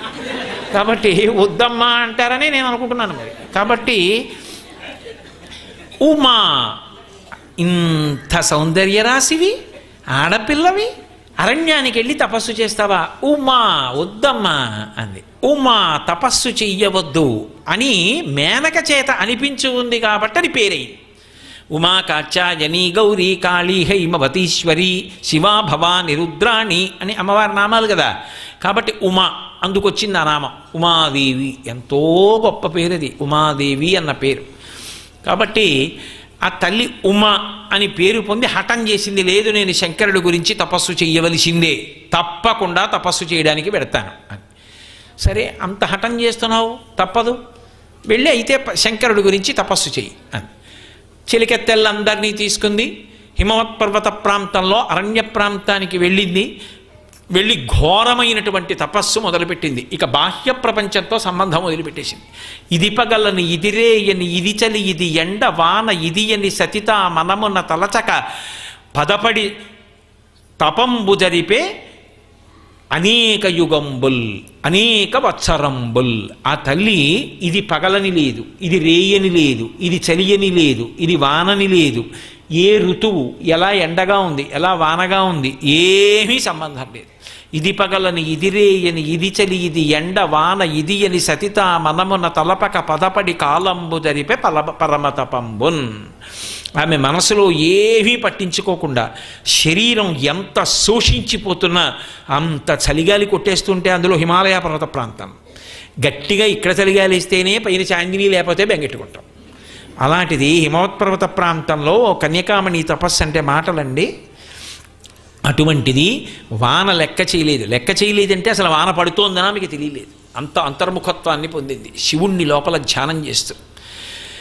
పగలు ఎండని లేదు, రోహిణీ కార్తెని లేదు, అగ్నిహోత్రం అని లేదు, చలి లేదు, వాన లేదు, రాత్రి లేదు, పగలు లేదు. ఆమె అలా తపస్సు చేస్తూనే ఉంది. తపోకామాక్షి అని ఇప్పటికీ ఉంటుంది. కామాక్షి పరదేవత దేవాలయానికి వెడితే ఆ ఎదురుగుండా అరుగు మీద నిలబడితే లోపల కామాక్షి కనపడుతుంది. కొద్దిగా ఇలా బాగా పక్కకొచ్చి చూస్తే పక్కన ఒంటికాలు మీద నిలబడి ఈ కాలు తీసి మోకాలు మీద పెట్టి నిలబడి తపస్సు చేస్తున్న తపోకామాక్షి కనబడుతుంది. ఇలా కుడిపక్కకి తల తిప్పి చూస్తే శుక్రవార మంటపంలో వచ్చి విజయం చేసేటటువంటి తల్లి ఉత్సవ కామాక్షి కనబడుతుంది. ఇలా వెనక్కి తిరిగి చూస్తే గోపుర కామాక్షి కనబడుతుంది. ఇలా చూస్తే ఎడం పక్కన తుండీరు మహారాజు కనిపిస్తాడు. కొద్దిగా అలా తల తిప్పితే మహాస్వామి వారు వేసినటువంటి స్వర్ణచక్రం రాజశ్యామల ఆవిడ కనపడుతుంది. ఇంకొంచెం ముందుకెడితే అన్నపూర్ణ కనపడుతుంది. వెనక నుంచి లోపలికి వస్తే గాయత్రీ మంటపం, గాయత్రీ మంటపంలో నిలబడితే మళ్ళీ కామాక్షి, అరూపలక్ష్మి, ఇటు సౌందర్యలక్ష్మి, ఇక్కడ కన్నన్ స్వామి, అక్కడ సంతాన గణపతి, అక్కడ వారాహి, స్తంభంలో కన్నం, కన్నంలో వేలు పెడితే మెత్తగా తగులుతుంది, అదే నాభీస్థానం కామాక్షి. కాబట్టి తపో కామాక్షి, మాంగాట్ కామాక్షి అని చెన్నై దగ్గర ఉంది, అక్కడ కూడా తపో కామాక్షి. అలా తల్లి తపస్సు చేస్తోంది. ఎంత తపస్సు చేసినా శంకర సాక్షాత్కారం కలగకపోతే ఆవిడ ఆకులు తినడం కూడా మానేసింది. కొన్నాళ్ళు ఆకులు మాత్రమే, ఓ 2-3 ఆకులు తిని తపస్సు చేసింది. ఆకులు తినడం కూడా మానేసింది అంటే ప్రయత్నపూర్వకం అని కాదు, మానేసింది అంటే అసలు మరిచిపోయింది, ఇంకా ఆహార ధ్యాస కూడా పోయింది. ఆకులు కూడా తినడం మానేసి శంకరుడు గురించి తపస్సు చేసినటువంటి ఆ రూపానికి అపర్ణ అని పేరు. అపర్ణగా దర్శనం ఉండదు ఎక్కడ. అపర్ణగా అంటే శోషించిపోయి ఉండాలి. ఎలా? కానీ కనపడుతుంది, ప్రతి చోట కనపడుతుంది. ఎక్కడ కనపడుతుంది? గ్రీష్మ ఋతువులో ఆకులు లేని చెట్టు అపర్ణ, కదలకుండా ఉండిపోయి స్థాణువుగా ఎండిపోయి ఉంటుంది. మీరు రైల్లో బస్సులో ఎడుతుంటే కొన్ని చెట్లు ఎండిపోయి ఉంటే ఆకులు ఉండవు. స్థాణుహు ఇక అది కదలదు, అది శంకరుడు. అపర్ణ పార్వతీదేవి, దాని యొక్క కాండమే స్కందుడు, సుబ్రహ్మణ్యుడు, అన్నీ అందులోనే ఉంటాయి. శివకుటుంబం అలా చూడాలి. శివకుటుంబం ఎండిపోయిన చెట్టులో కనబడతాడు. నమస్సో అదే మామూలుగా బయట అయితే వృక్షేభ్యో హరికేశేభ్య పశూనాం పతయే నమో నమో అంటారు. ఆకుపచ్చని చెట్టులో ఆకుపచ్చతనం ఆయన్ని. కాబట్టి అపర్ణ అని పేరు పొందింది. గొప్ప తపస్సు చేస్తోంది. అంత తపస్సు శంకరుడి కోసం. ఇంత తపస్సు చేస్తే వచ్చాడు శంకరుడు. ఏ రూపంలో వచ్చాడు? అదో చమత్కారం. ఆయన చేసే విన్యాసాలు అనన్య సామాన్యం. పార్వతీ కళ్యాణం మలుపులు అంత అద్భుతం. అసలు అంత గొప్ప మలుపు తిరిగిపోయింది అక్కడ పార్వతీ కళ్యాణం. అసలు అటువంటి మలుపు ఎక్కడ కనపడదు.